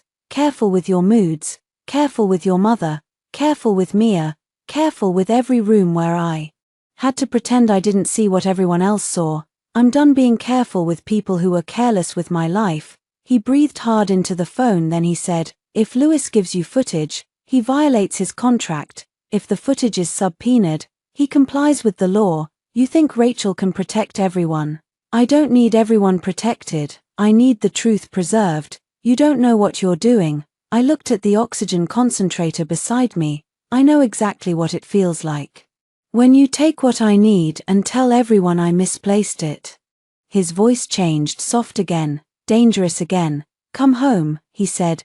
Please, we'll talk without lawyers. I'll tell Mia to take leave. I'll correct the statement. Just come home tonight. For 1 second, the apartment seemed too quiet. Home. He had chosen that word because he knew loneliness had always been my weakest place. After my father died, I had clung to the house, Ethan, and I built like it could become a family if I paid enough into it. Rachel watched me. Saying nothing, I said, put it in writing. What? Everything you just offered. Mia on leave. Statement correction. Admission you took the oxygen.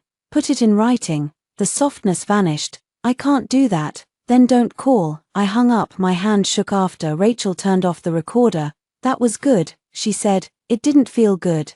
Good and easy are not the same. At 10:18 p.m., an email arrived from Cole Urban Design Legal, notice of concern regarding unauthorized contact, defamation, and disruption of foundation operations. Rachel read it aloud in a flat voice. The letter accused me of making emotionally charged claims. It warned that false statements could damage Ethan Cole's reputation and the foundation's mission.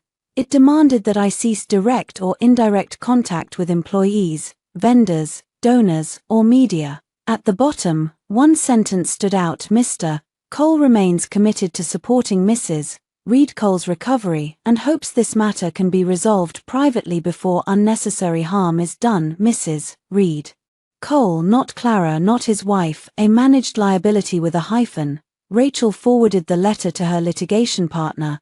I sat beside the window and watched headlights move along the wet street below. My phone buzzed from an unknown number. One line: there is one copy they don't know about. Then a second message: loading bay camera, 10:42 p.m. Watch the reflection in the glass. A file appeared. My hand hovered over it. Rachel moved beside me. Ready? She asked. No. Yes, I said. I opened the video. The loading bay camera did not show the ballroom directly. It showed the glass wall outside the service corridor, the black shine of wet pavement, the reflected chaos of a fire alarm turning rich people into shadows. At first, I saw only smoke and movement. Then Rachel slowed the footage, frame by frame. The reflection sharpened. There I was, bent over near the west wall, one hand on the back of a chair, the other clutching my phone. My blue dress looked almost black in the red emergency lights. My face was pale.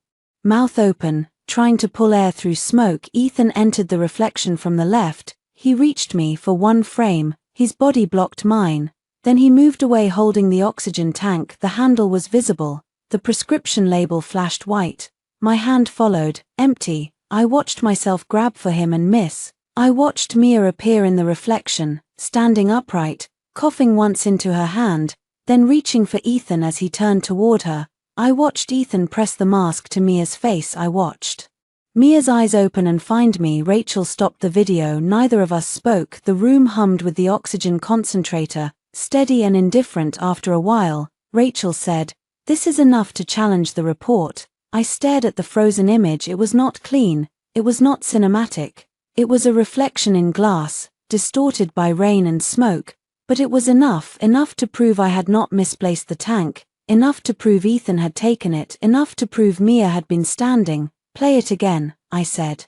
Rachel did. The second time hurt more because I knew what was coming. By morning, Rachel had sent preservation demands referencing the backup footage without attaching it. She wanted to force the official channels to admit what they had. She also sent Dr.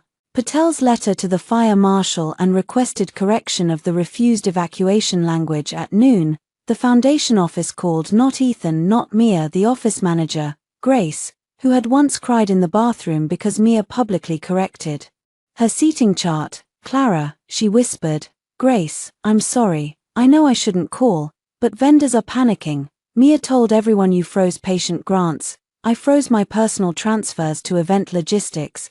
Patient grants remain funded." A shaky breath. "That's not what she said." "What did she say?" Grace hesitated. I heard voices behind her. "She said your lawyer advised you to cut everything off until Ethan pays you. She said you're using sick people as leverage." Rachel, seated across from me, held out her hand for the phone. I shook my head. "Not yet, Grace," I said carefully. "Has any patient grant been denied because of me?" "No." "Has anyone asked you to put that in writing?" Another pause. "Mia asked us to forward angry donor messages to her only. She said you were no longer handling communications." I looked at Rachel. She began writing. "Grace, I need you to do something for me. Do not forward me confidential patient files. Do not violate your job rules, but save any email where someone tells you to misrepresent what I did." Grace's voice dropped lower.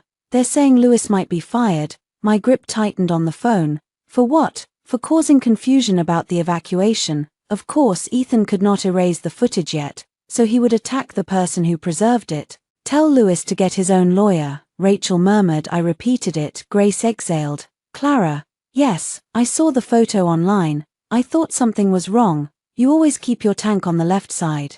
In the picture, it was by Mia. A lump rose in my throat. Thank you, I said after the call. Rachel said, they're pressuring staff. That helps us if we can prove it. How? Retaliation, witness intimidation, depending on what they do. Also motive. Mia gave us more before sunset. She arrived at the foundation office wearing my coat, not my personal coat. That would have been too obvious. It was the cream wool wrap coat I had donated to the foundation auction display for a survivor portrait series. I had worn it in the original campaign photos 3 years earlier, standing outside street, Agnes with an oxygen tube under my nose and my father's hand on my shoulder. The coat had become part of the foundation's visual history. Mia wore it open over a fitted black dress, with Ethan's company badge clipped at her waist and my old donor pin fastened to her lapel. Grace sent me a photo from the hallway security monitor. Rachel looked at the image and said, she wants a reaction. She'll get one. Clara, not that kind. I went to the foundation office at 4:30 with Rachel and a written notice revoking Mia's access to my personal story materials.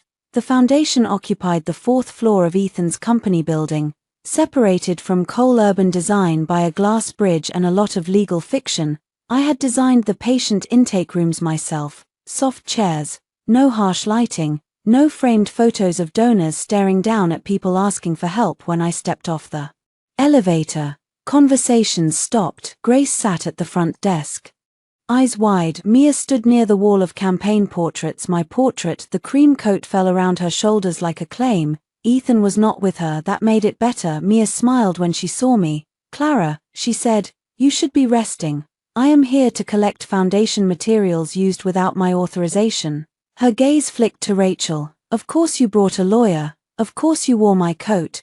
Grace made a tiny sound behind the desk. Mia looked down at the coat as if surprised. This belongs to the foundation. It belonged to my campaign portrait. Exactly. Historical materials. The word hit historical like the communications chart, like I was already dead and archived. Rachel handed Mia the notice. MS. Hart, you are instructed to stop using Clara Reed Cole's image, medical history, likeness, personal garments, patient recovery story, or founder narrative in any communications without written approval. Mia took the paper but did not read it. You're really going to dismantle a respiratory charity because Ethan made one hard decision. I looked at the wall behind her. In the portrait, my father stood beside me, thinner than he had ever wanted people to see him. His hand rested on my shoulder. I had resisted using the photo. Ethan had insisted it would move donors. He was right, it had moved money. Take off the coat, I said. Mia's eyes sharpened. Excuse me, take it off. This is ridiculous. It has my father's name sewn inside the lining. That was true. My mother had embroidered Reed in blue thread before giving it to me. After she died, I wore it when I needed courage. After my father died, I donated it to the campaign display because Ethan said symbols mattered. Mia's hand moved to the lapel, then she smiled. Ethan said you wouldn't mind.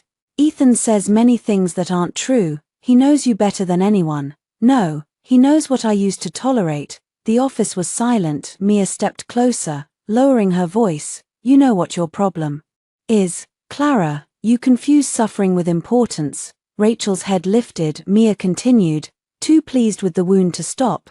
You built an entire identity around being fragile, the tragic wife, the brave patient, the woman everyone has to accommodate. Ethan is exhausted. I felt the room tilt slightly. But not from my lungs, from recognition. There was the real woman, not the coughing assistant, not the trembling victim. The woman who had stood upright in the ballroom and watched me lose air. I kept my face still. Is that what he told you? He didn't have to. Then why did you need my oxygen? Her mouth tightened. I was scared. You were standing. So were you. I have medical records. You have a story. So do I. I turned my phone slightly in my hand and checked the screen recording. Mia saw the movement. Her eyes narrowed. I said, did you know the tank was prescribed to me? She laughed softly. Everyone knew. You made sure of that. Grace's face changed behind the desk. Rachel's pen moved. Mia realized too late. I stepped closer. Then you knew I needed it when Ethan brought it to you. Her smile faltered. I knew you always had more equipment, she said. You always do. There's always another machine, another doctor, another excuse. And yet you sent me a text saying he chose you when breathing mattered." She went still. Rachel placed a printed copy of the text on the reception desk. Grace looked down at it. Mia's face flushed. "That was private." "No," I said, "that was evidence." She ripped off the coat for a moment. I thought she would throw it at me. Instead, she folded it carefully over one arm, as if remembering there were cameras. Then she leaned close enough that only Rachel, Grace, and I could hear. "You think this makes you powerful," she whispered. "Ethan needs me. He needs me in meetings, he needs me with donors, he needs me to keep the company running while you turn every room into a sick ward. He chose me because I am useful." The sentence landed exactly where she meant it to, but pain can become a container if you learn how to hold it. I looked at her and said, "Thank you." She blinked. "For what?" "For being honest." I took the coat from her arm. She let me. Rachel handed the notice to Grace for the foundation file. "Please log receipt." Grace nodded quickly. Mia's phone buzzed. She checked it, then smiled again. "Ethan is on his way up." "Good," I said.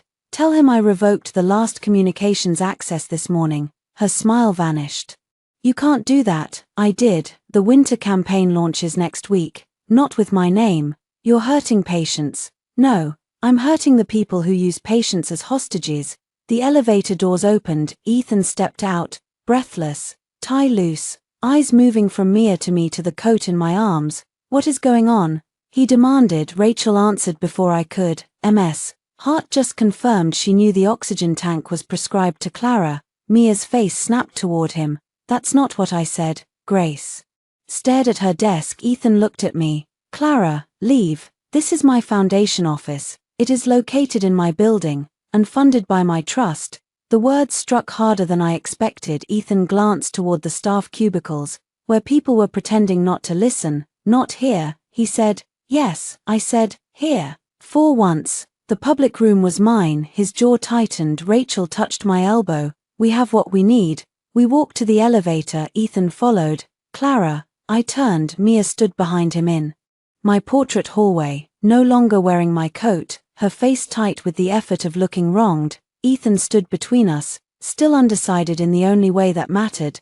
"Did you tell her I wouldn't mind?" I asked. He said nothing. I smiled, and it surprised both of us. "Of course you did." The elevator doors opened. As Rachel and I stepped inside, Mia called out, "You can't erase me from this." The doors began to close. I looked at her through the narrowing gap. "No," I said, "you did that yourself." The doors shut. My phone held 23 minutes of audio. By the time we reached the lobby, Rachel had already backed it up twice. The smear campaign began with a phrase that sounded almost kind. "Sources close to the Cole family say Clara Reed Cole has struggled emotionally since the gala fire." It appeared in a local business newsletter at 7:03 the next morning. By 8:15, 3 anonymous accounts had repeated it. By 10:00, someone had posted a cropped image of me being helped out of the service corridor by Lewis, bent over, hair loose, face hidden by smoke and pain. The caption read, "Ethan Cole's wife refusing evacuation while others tried to help, but now she blames him." Rachel told me not to read comments. I read 12 before obeying. Some were cruel, some were worse because they sounded reasonable. Trauma can distort memory. Why would a husband steal oxygen from his own wife? Makes no sense. Sounds like jealousy over the assistant. People love destroying successful men. I closed the laptop before I threw it. The problem with truth is that it does not automatically arrive first. Lies are faster because they do not need documents. They only need confidence. Ethan had confidence. I had files. At noon, he sent an email through counsel requesting my presence at a limited internal clarification meeting with select board members and foundation staff. He claimed it would help prevent rumors and protect patient funding. Rachel read the email twice. "It's a setup," she said. "I know. They'll try to get you emotional in front of witnesses. I know. They may ask questions designed to make you sound vindictive. I know." She studied me. "You still want to go?" "Yes." "Why?" "Because Ethan thinks if he creates the room, he controls the story. And I want him to feel safe enough to talk." Rachel smiled slowly. The meeting was held in a conference room on the 22nd floor of Cole Urban Design. Glass walls, city view, long white table. Bottled water lined like soldiers. Ethan sat at the head, because of course he did. Mia sat to his right, Vivian sat to his left. 3 board members attended in person: Elaine Foster, the oldest and least impressed by charm; Martin Bell, who owed Ethan a favor; Priya Shah, who had joined the foundation board because her son received a grant after an apartment fire. Grace sat near the wall with a notebook. Rachel sat beside me. I placed my oxygen bag visibly on the table. Ethan noticed. Mia noticed harder. Ethan began with a speech. He always did when facts might hurt him. Thank you all for coming on short notice. The fire was traumatic for everyone, and unfortunately, misunderstandings have begun to distract from our mission. I invited Clara because I believe transparency starts at home. At home, I almost admired the audacity. Elaine looked at me. Clara, are you medically cleared to attend? Yes.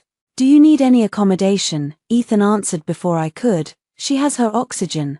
The room shifted. Not much. Enough. I looked at him. I had it at the gala too. Mia lowered her eyes. Ethan's smile tightened. This is exactly why we're here.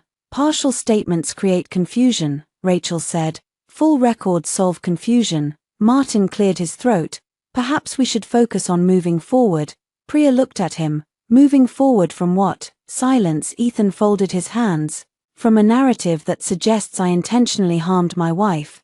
Did you? Elaine asked. His head snapped toward her. She did not blink. No, he said. I made an emergency decision to assist Mia, who appeared to be in immediate distress. I opened my folder. Rachel touched my wrist under the table. Not yet. I closed it. Mia spoke softly. I don't want to be the center of this. I really don't. I just remember smoke and not being able to breathe. Ethan was there. I didn't know Clara felt abandoned until later. Felt abandoned again. I looked at Mia. Did you know the tank was mine? She pressed a hand to her throat. Everything happened so fast. That was not my question, Ethan said. Don't interrogate her. Elaine looked at Mia.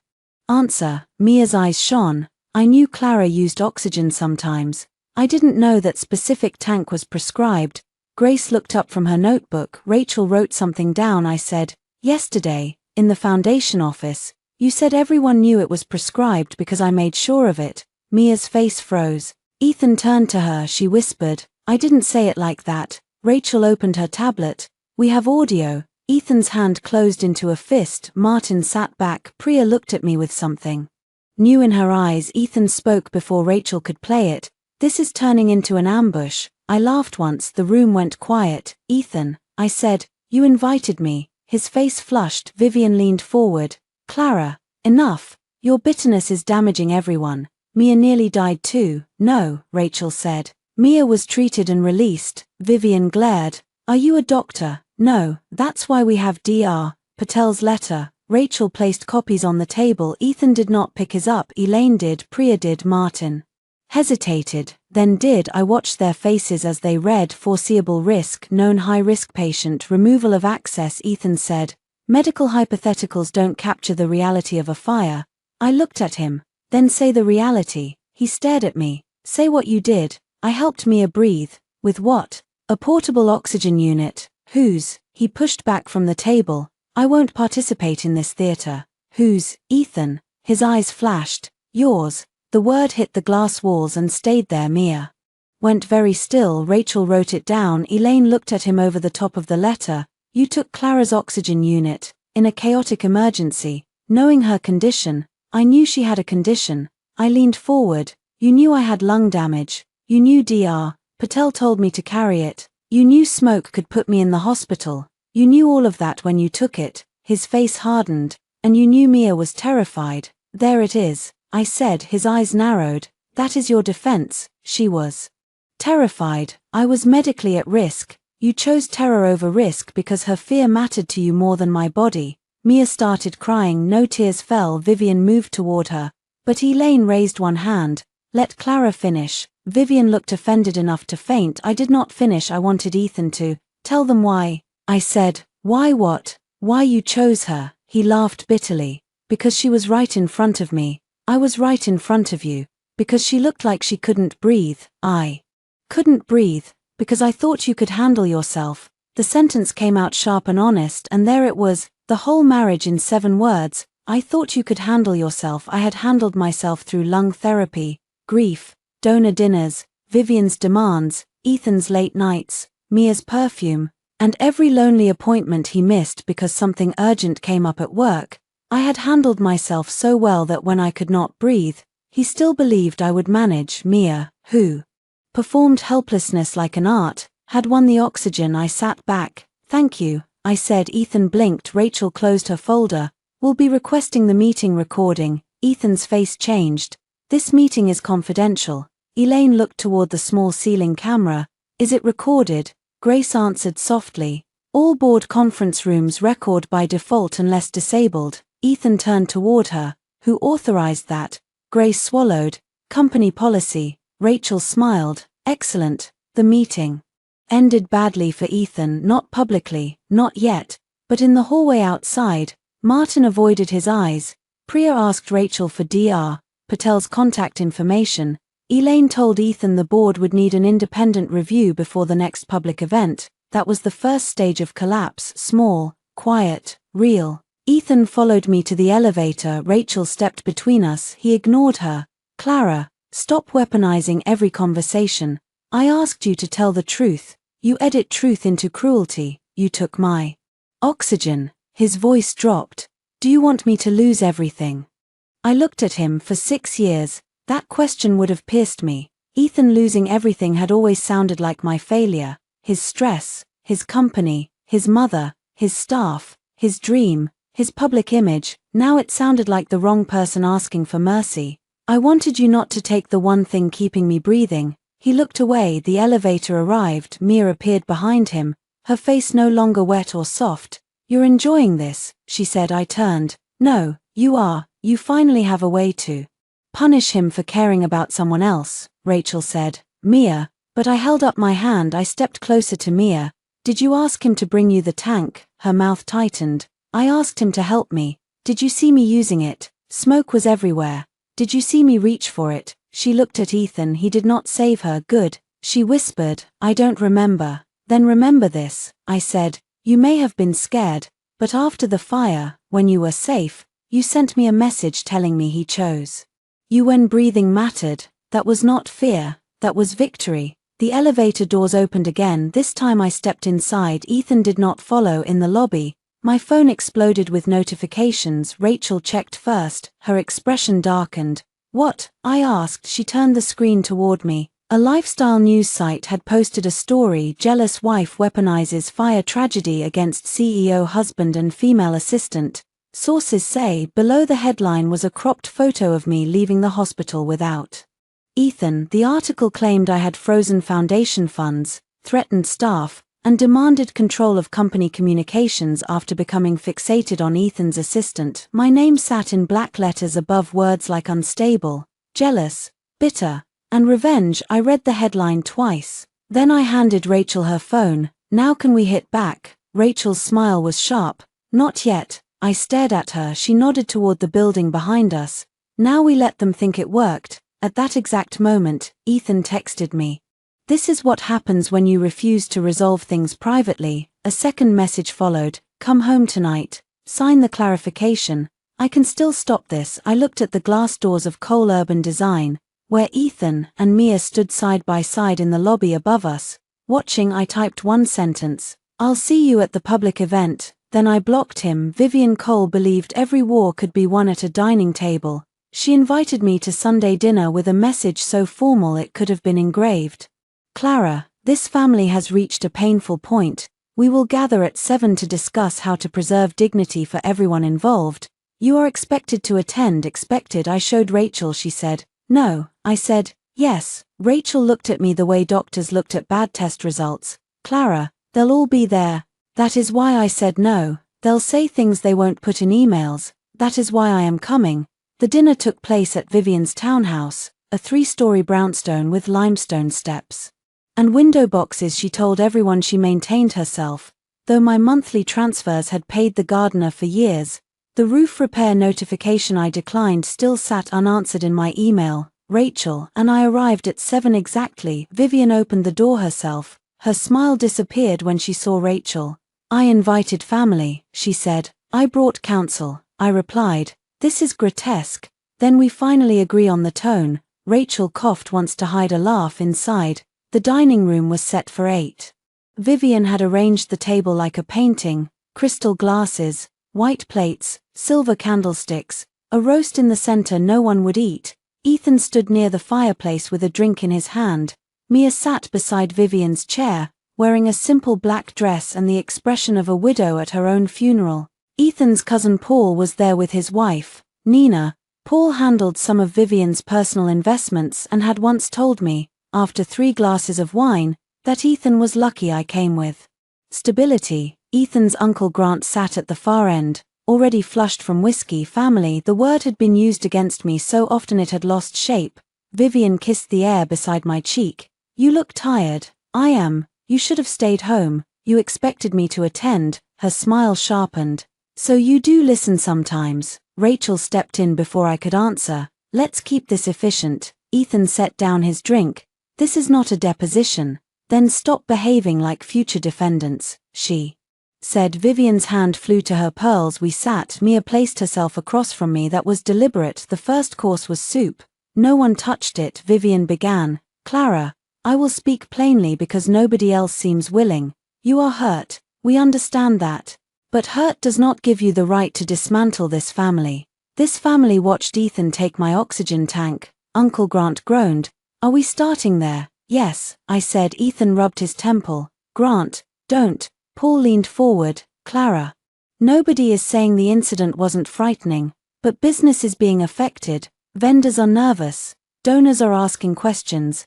Vivian's accounts are tangled in automatic payments you froze without notice. My personal transfers. Vivian's eyes flashed. Transfers that supported shared family obligations. Your roof is not a shared family obligation. Nina looked down at her plate. Paul said, this is exactly what worries people. You're reacting emotionally. I turned to him. When did you first hear I had frozen patient grants? He blinked. What? Who told you patient grants were frozen? He looked at Ethan. Ethan said, nobody used those exact words. Mia lowered her gaze. I smiled. Rachel wrote something down. Vivian tapped the table. Enough with the lawyer theatrics. We are here because Ethan has prepared a fair path forward. Of course he had. Ethan took a folder from the sideboard. I did not reach for it. Rachel did. She opened it, read the first page, and sighed with admiration. You are persistent, she said. What is it? I asked. A separation agreement. Ethan looked at me. Temporary. To reduce conflict. Rachel turned a page. Clara waives claims related to the gala incident. Clara agrees not to disparage Ethan, Mia, Cole Urban Design, Vivian Cole, or associated parties. Clara maintains existing foundation donor access for 6 months. Clara continues previously established family support payments pending divorce discussions. I laughed. This time it did not turn into a cough. It sounded clean. Vivian's face hardened. You find this funny. I find it educational, Ethan said. It protects you too. From what? From public scrutiny. You mean from telling the truth? I mean from looking vindictive. Mia spoke, soft as a knife. People already think that, Clara. I hate saying it, but the articles are bad. If you sign, Ethan can ask people to back off. I looked at her. The articles came from sources close to the family. She widened her eyes. That could mean anyone. It means cowards. Nina made a small choking sound into her napkin. Vivian snapped. Nina, I turned to Ethan. Did you leak that I was unstable? He stared at me. No. Did Mia? No. Did your mother? Vivian said. I will not dignify that. Rachel slid a printed article across the table. The piece used language from the draft statement Mia emailed the morning after the fire. Mia's face paled. Ethan reached for the article. Rachel pulled it back. Copy for review only. Paul looked between them. What draft statement? Vivian said. Irrelevant. No. Nina said quietly. I'd like to know. Everyone looked at her. Nina flushed but continued. If Clara is being asked to sign something, shouldn't we know what was already said about her? Vivian's mouth tightened. This is not your concern. It became my concern when Paul told me Clara cut off Vivian's medical payments and patient grants because she wanted revenge. I looked at Paul. He looked away. Vivian, I said. Did you tell them that? Vivian lifted her chin. I told them your behavior has consequences. I reached into my folder and removed copies of the bank notices. My transfers to Vivian's personal expenses are suspended. Patient grants remain funded through restricted accounts. Event logistics payments from my trust are suspended pending investigation. No patient has lost funding because of me. I handed the pages to Nina first. She read them, then passed them to Paul. Paul's face changed. Ethan, he said. Ethan's eyes stayed on me. This is complicated. No, I said, it is very simple. You lied because the truth made you look bad, Uncle Grant muttered. Everybody lies in a crisis. Rachel looked at him. Thank you. Would you like that attributed? Grant shut up. Vivian stood, the old queen rising. You ungrateful little girl, she said. The room froze. There it was, not darling, not Clara, not family, little girl. I leaned back in my chair. Vivian continued, voice trembling with fury. My son gave you a name. He gave you a home. He stood beside you when your health made you difficult. Do you think men like Ethan are easy to find? Do you think every man would sit in hospitals and tolerate machines in his bedroom and cancelled vacations and a wife who turns every social event into a medical accommodation? Ethan said, Mother. But he did not stop her. Of course he did not. I looked at him while she spoke. He stared at the table. Vivian's voice rose. And now because he helped a frightened young woman in a fire, you punish him, you punish all of us, you freeze support, you threaten lawsuits, you parade your illness like a weapon. Sign the agreement. Clara, save what dignity you have left. Silence. The candles flickered. Mia's lips parted slightly. She looked almost thrilled. Rachel's recorder sat inside her open bag. My phone sat under my napkin, also recording. I picked it up and placed it on the table. The red recording bar glowed. Vivian's face went white.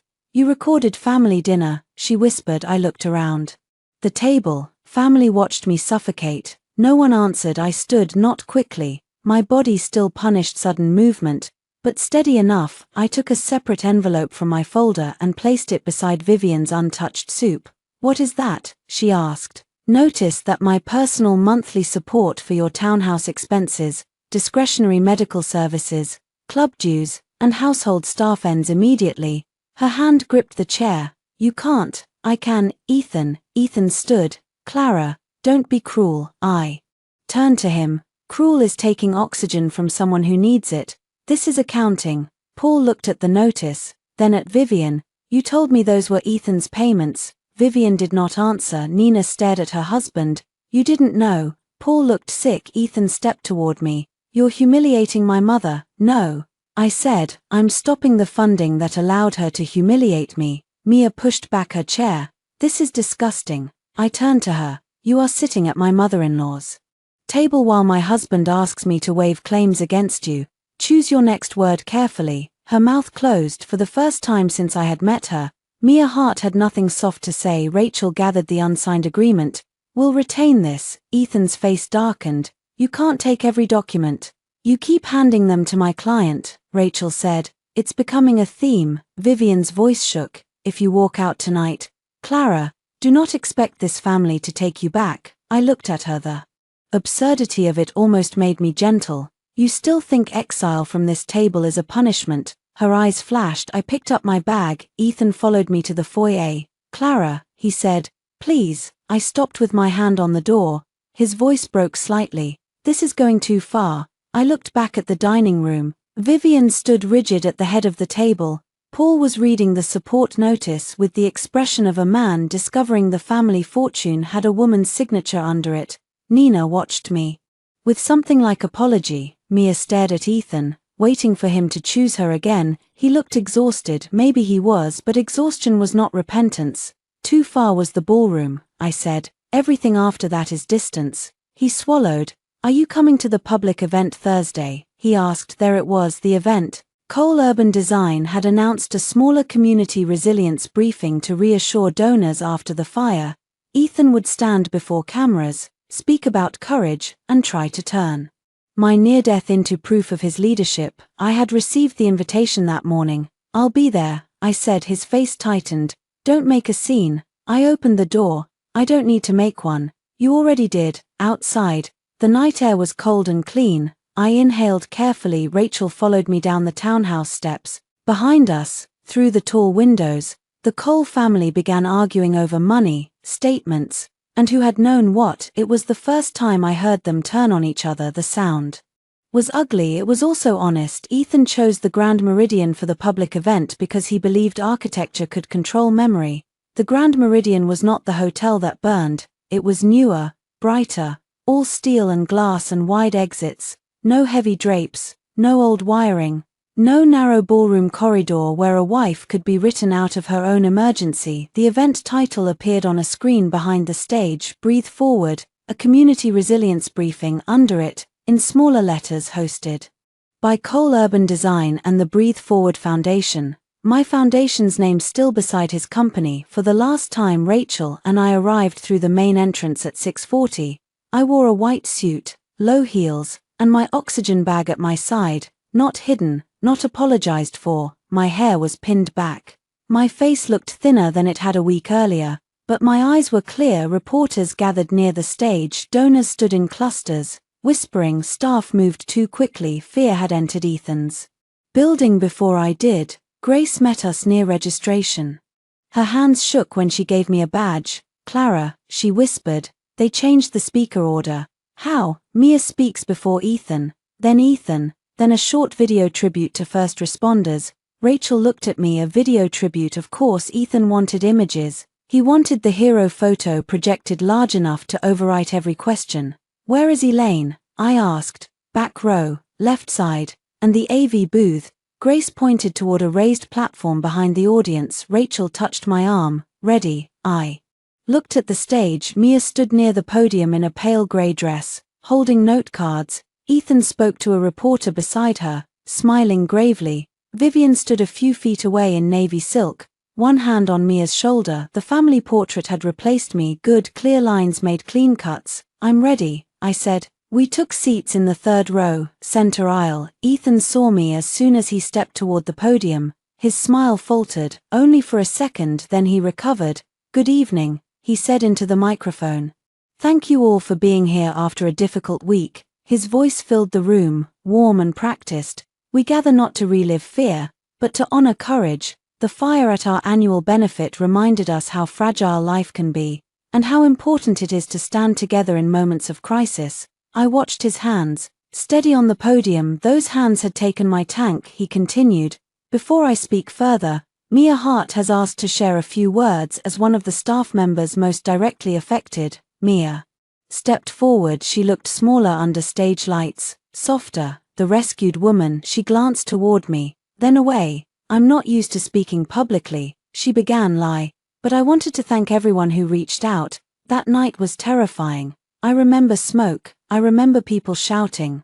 I remember thinking I might not get out. Her voice trembled on the last sentence. Someone in the front row murmured sympathetically. Mia placed a hand against her chest, and I remember Ethan helping me, not because I was special, because that is who he is. He sees people in danger and acts. I felt Rachel shift beside me. Mia continued. It hurts that a moment of fear has become the subject of rumors. I hope we can choose compassion over blame.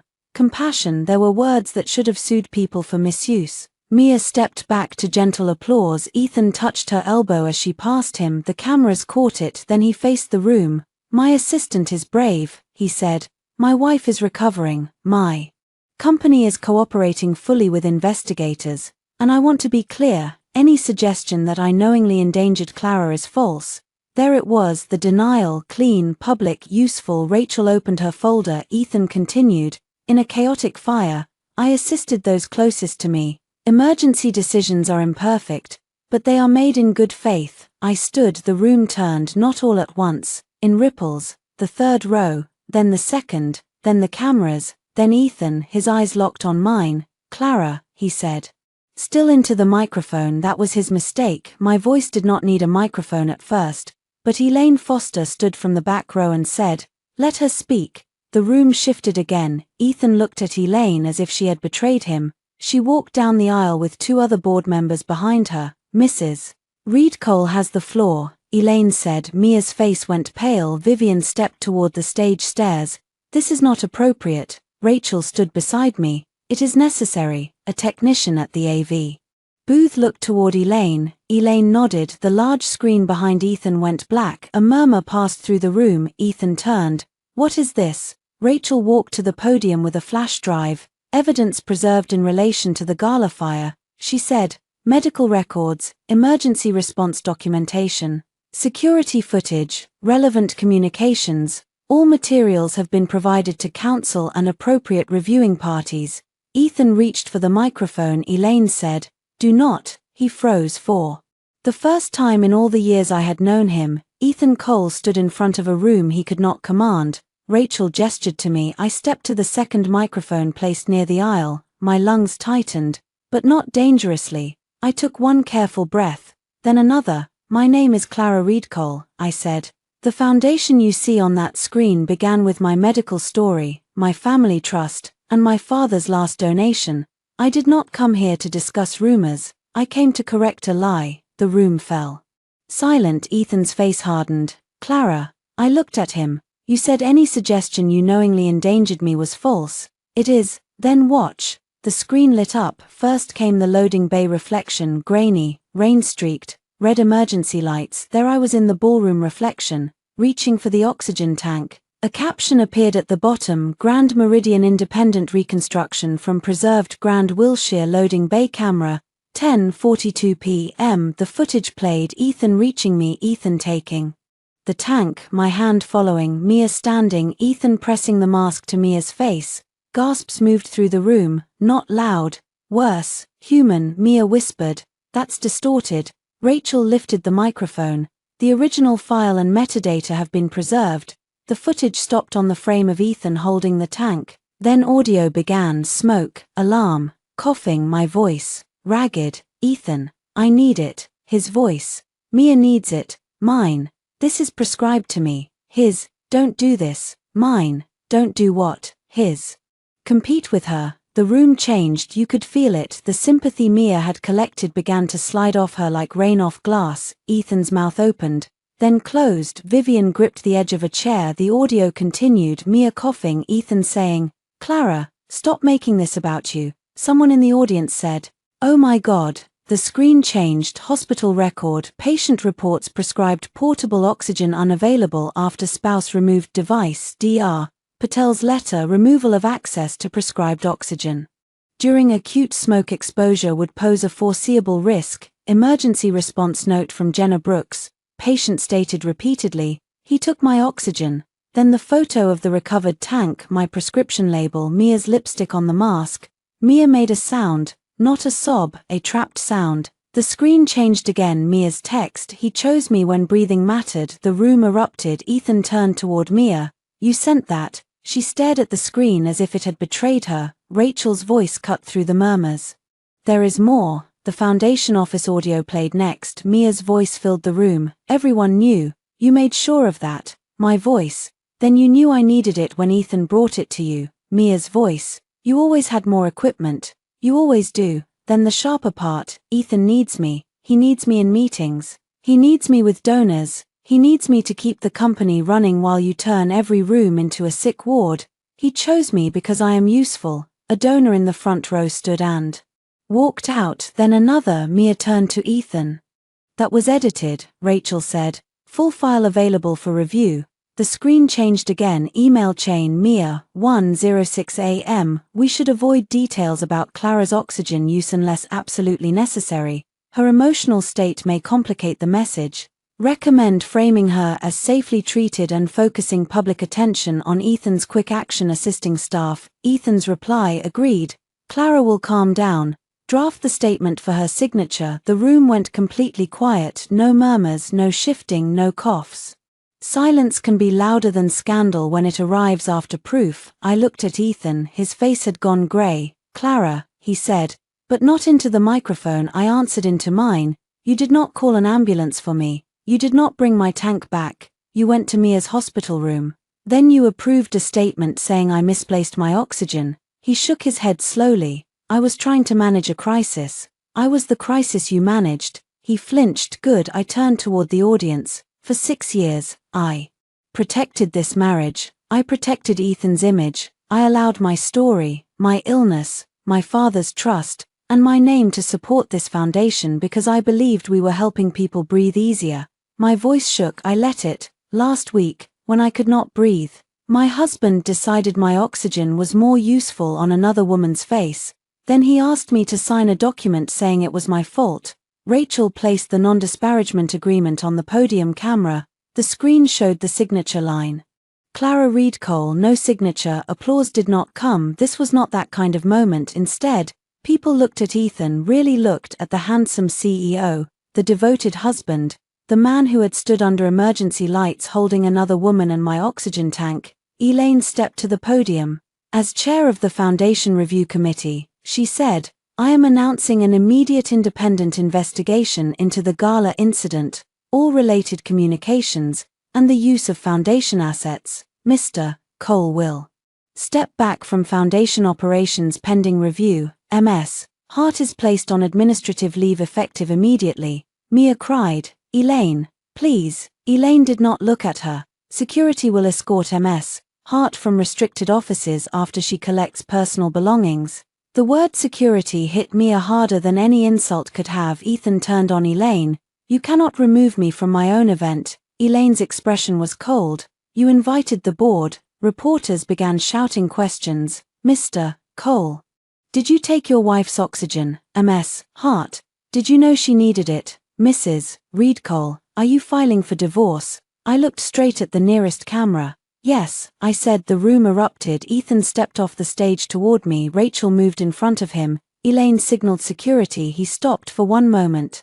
We stood 10 feet apart in a room full of cameras, donors, staff, board members, and the ruins of his story. He looked at me like he finally understood I was not trying to make him choose. I had already chosen for myself. "Clara," he said, "please don't do this here."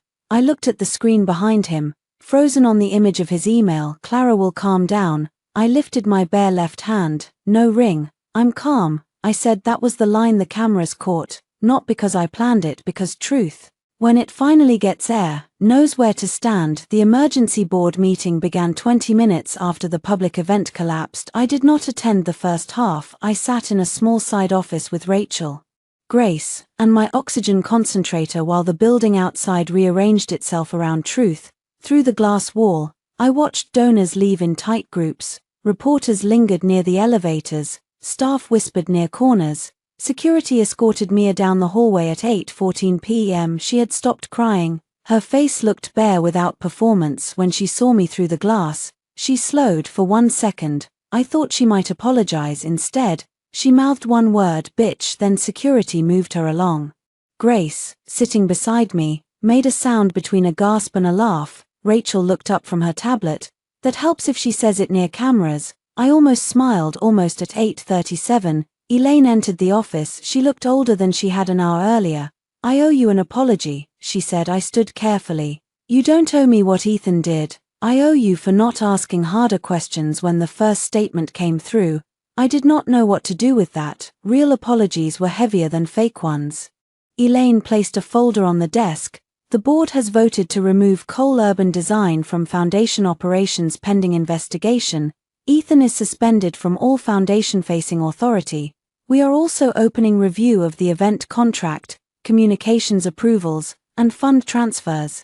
Grace closed her eyes. Relief, not surprise. I looked at the folder. "And Mia, administrative leave from company operations tonight.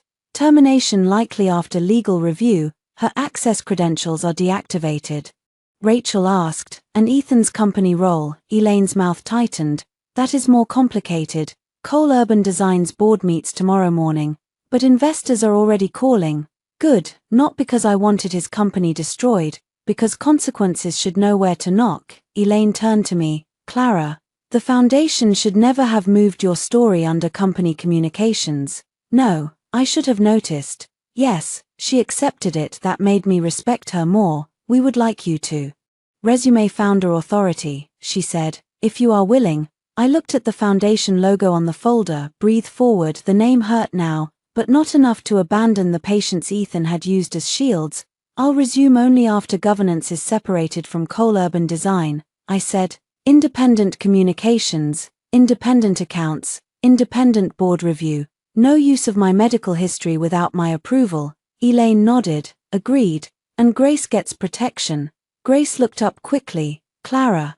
She was pressured to miss state funding and communications. Elaine turned to her. You'll have whistleblower protection. Louis too, if he cooperates with the investigator, Rachel said. He will. The meeting with Ethan happened at 9:05, not because I wanted to see him, because Rachel believed it was useful to put boundaries on record while he still felt the shock of public exposure. We met in the same conference room where he had said he thought I could handle myself tonight. He looked like a man who had handled nothing. His tie was gone, his hair was disordered, his phone buzzed constantly on the table, lighting up with names he ignored. Vivian sat beside him, pale and rigid. A company attorney sat on his other side.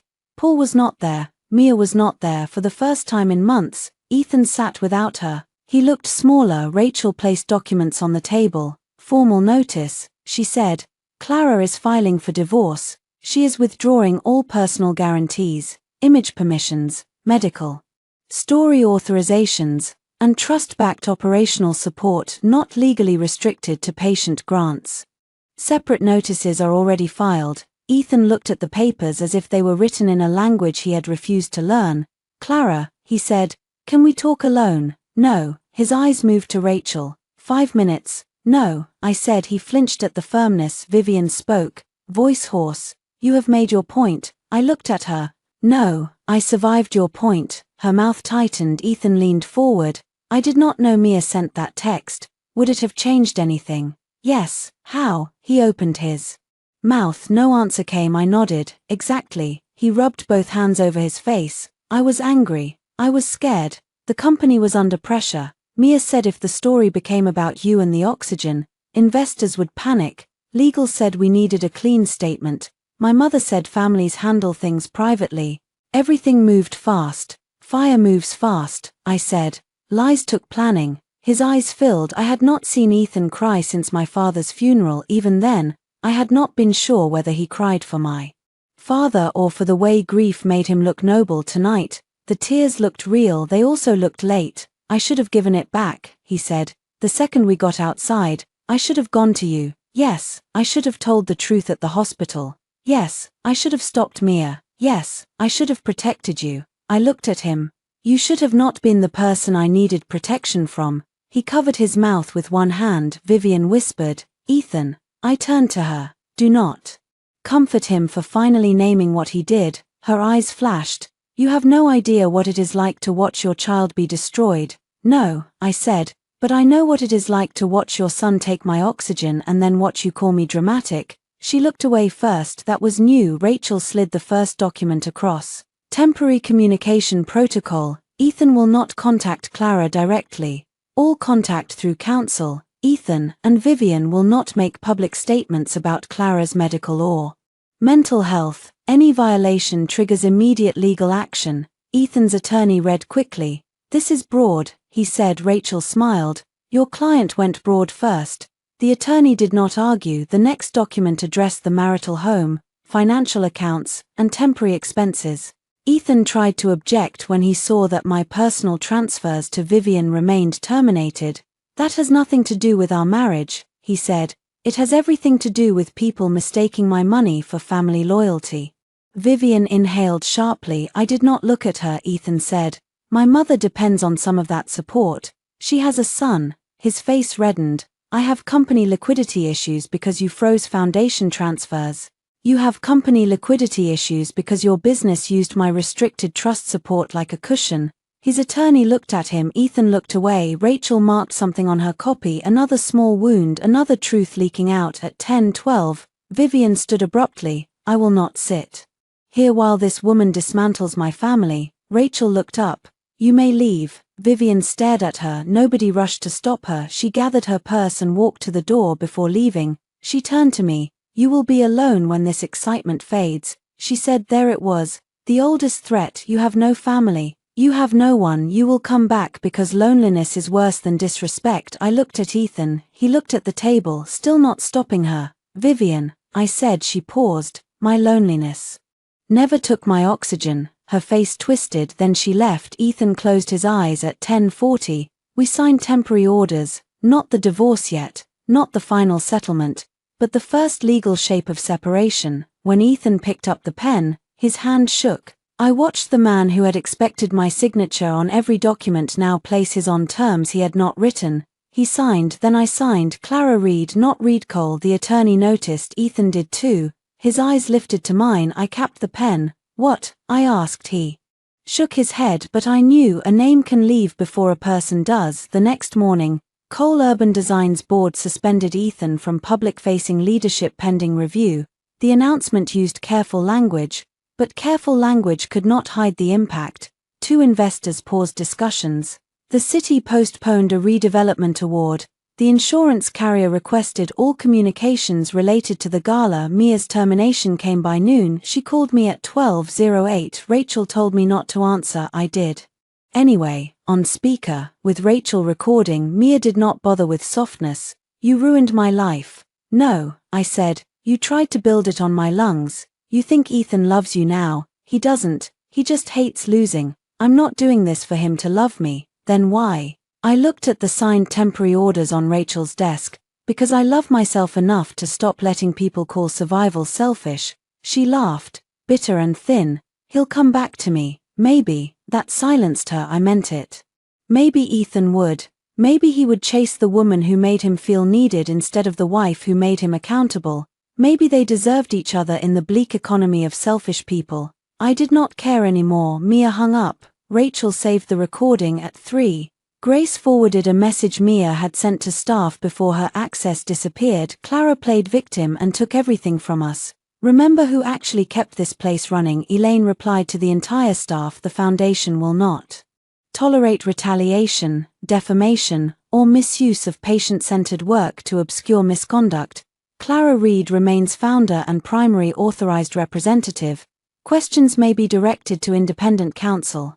I read it twice. Founder, primary authorized representative Clara Reed. My name had returned to the work before my marriage had finished dying. That evening, I went to the marital home with Rachel and a moving company to collect the rest of my personal belongings. Ethan was there alone. No Vivian, no Mia, no company attorney. He stood in the foyer holding my wedding ring. For one wild second, I wondered how he had gotten it. Then I remembered, I had left the clutch at the hospital. It came home with other belongings. Ethan must have found the ring inside before I collected my things. He held it out.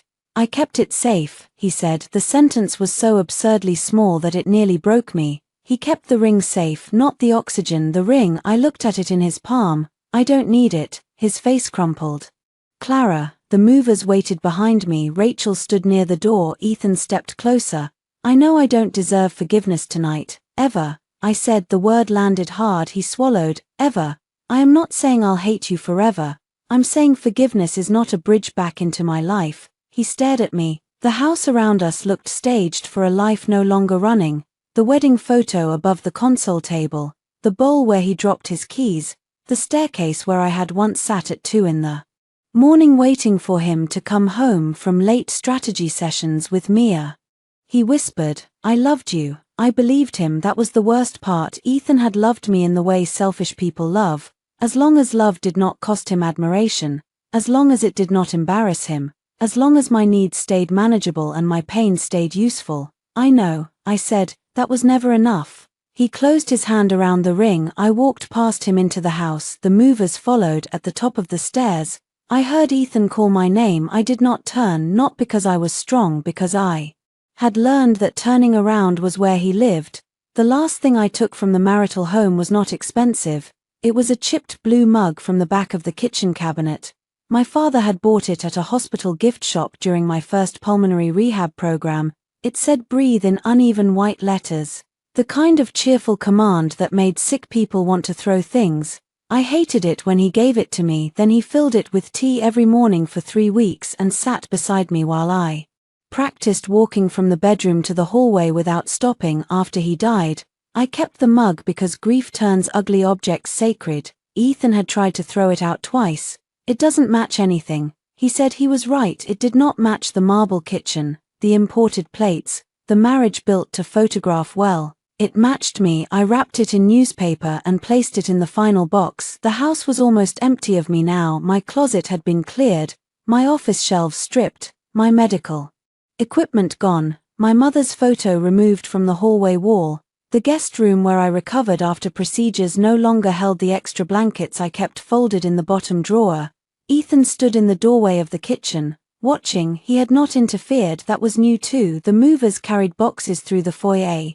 Rachel checked inventory near the front door. Outside, a grey afternoon pressed against the windows. Not dramatic, not cinematic, just weather. Ethan said, "Where will you go?" "My apartment, for now, for as long as I choose." He flinched. I dried the counter where the mug had left a faint ring in the dust.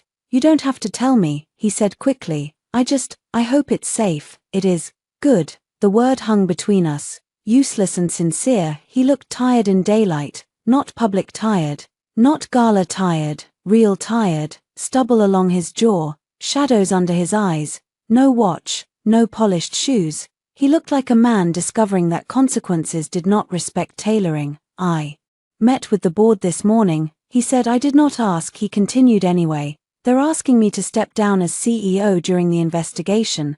I folded the newspaper around another mug. "The insurer is reviewing the gala contract. The city award is gone. Mia is threatening wrongful termination. She threatened to come back to you yesterday." He gave a humorless laugh. "She called me too. And I didn't answer." I looked at him. He seemed to expect approval. I had none to give. He understood. After a second, "That doesn't matter now," he said. "No." He leaned against the doorframe. "My mother won't speak to me." "She will. She blames me for losing the house support." "She is correct." Pain crossed his face. I did not soften it for years. I had softened every hard surface in Ethan's life, his mother's demands, his company's shortfalls, Mia's oversteps, my own loneliness. I had padded the world for him until he believed impact was unfair. No more. He reached into his pocket and took out my wedding ring again. "I don't know what to do with this. Sell it, keep it, throw it in the river." His mouth trembled. "It meant something." "Yes, what?" "I sealed the box. That I once trusted you with my life." He closed his eyes. The movers carried the last bedroom box downstairs. Rachel entered the kitchen. "Clara, we're ready." I nodded. Ethan stepped aside as I lifted the small box with the mug. "Let me carry that," he said. "No, it's just a box. It's mine." He let his hand fall at the front door. I paused, not because I wanted to stay, because leaving a home deserves witnesses, even if the only witness is the woman you became inside it. I looked at the foyer, the staircase, the console table, the empty space where our wedding photo had hung, the pale floor where sunlight fell in long rectangles. I remembered entering this house as a bride with tired lungs and a hopeful heart. I remembered Ethan carrying me over the threshold because Vivian said tradition mattered. I remembered laughing into his shoulder.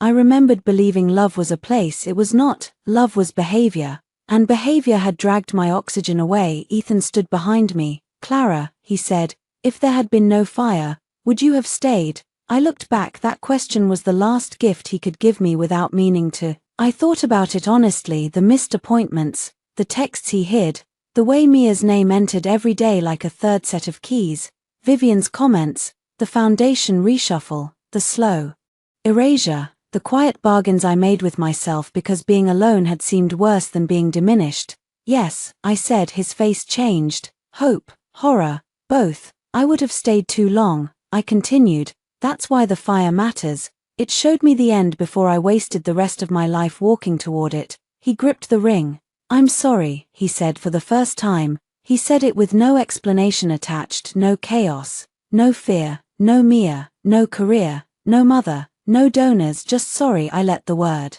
exist. Then I opened the door. "I know." He stepped forward. "Is that all?" "Yes." Outside, the air was cold enough to sting. I walked down the front steps carrying the blue mug, my oxygen bag resting against my hip, my left hand bare in the open air. Rachel walked beside me. Not a head that mattered. No one carried me out of that house. At the apartment, I unpacked slowly, not in a montage, not in some triumphant rush, box by box, choice by choice. I placed my medication in the bathroom cabinet where no one would joke about it. I set the oxygen concentrator beside the bed without hiding it behind furniture.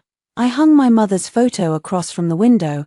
I put my father's blue mug on the kitchen shelf alone, not because it matched, but because it belonged. Then I sat at the small table and signed the final foundation restructuring documents. Clara Reed, founder and independent director, no coal, no company oversight, no temporary communications authorization, no medical story usage without written consent. The new charter separated patient grants from event contractors, created independent review of all public materials, and established an emergency equipment fund in my father's name, not Ethan's, not Cole Urban Designs' Reed Respiratory Access Fund. I touched the page after signing it. For the first time since the fire, my chest loosened without medication. The divorce took longer than walking out, but not as long as Ethan hoped. He tried once to delay by asking for mediation focused on emotional repair. Rachel declined. He tried once to argue that foundation-related public fallout had damaged his earning capacity and should affect settlement terms. Rachel sent back the video still of him holding my oxygen tank. He stopped. Vivian sent one letter in careful handwriting. Clara, despite everything, I hope one day you understand that families sometimes make mistakes under pressure. I wrote no reply. Nina sent a different message. I'm sorry I believed them. Paul and I are separating finances. I hope you breathe easier. That one I answered, thank you. I hope you do too. Mia filed no lawsuit. Her attorney likely watched the footage. A month after the public event, an industry ethics panel opened an inquiry into Cole Urban Designs' incident response, not because Ethan took my tank as a husband, but because the company attempted to shape official narratives, pressure witnesses, and misuse foundation communications. Ethan resigned as CEO before the panel concluded. The announcement called it a personal decision. Some lies survive as corporate language, but his name no longer opened every door. Patients kept their grants. Grace became operations director. Lewis kept his job after the security contractor admitted his body camera backup followed policy. Jenna sent me one more message after the investigation corrected the report. Glad they fixed the record. The corrected line read, Clara Reed Cole attempted evacuation while experiencing respiratory distress after her prescribed portable oxygen was removed by spouse Ethan Cole and used to assist another evacuee. Not elegant, not emotional, true. I printed it and placed it in my legal folder, not because I wanted to live inside that night forever, because a woman should have access to the official record of her own survival. The final divorce signing happened in a conference room with no flowers. Ethan arrived before me. He looked better than he had in the house. Clean shirt, trimmed hair, still thinner, still tired. He stood when I entered, then seemed to realize standing did not make us married. Rachel sat beside me. Ethan's attorney sat beside him. The paperwork was straightforward. Property divided according to the prenup and updated settlement. My trust remained mine. Foundation authority remained mine. The marital home would be sold unless Ethan refinanced without my share. No mutual non-disparagement clause prevented me from discussing documented facts. No confidentiality clause buried the fire. Ethan signed first, then me. Clara Reed, the clerk, gathered pages. The room did not shake. No music played. 6 years ended with paper sliding into a folder. Ethan asked for 5 minutes in the hallway. Rachel looked at me. I nodded, not because he deserved it, because I was no longer afraid 5 minutes could undo me. We stood near a window overlooking the courthouse parking lot.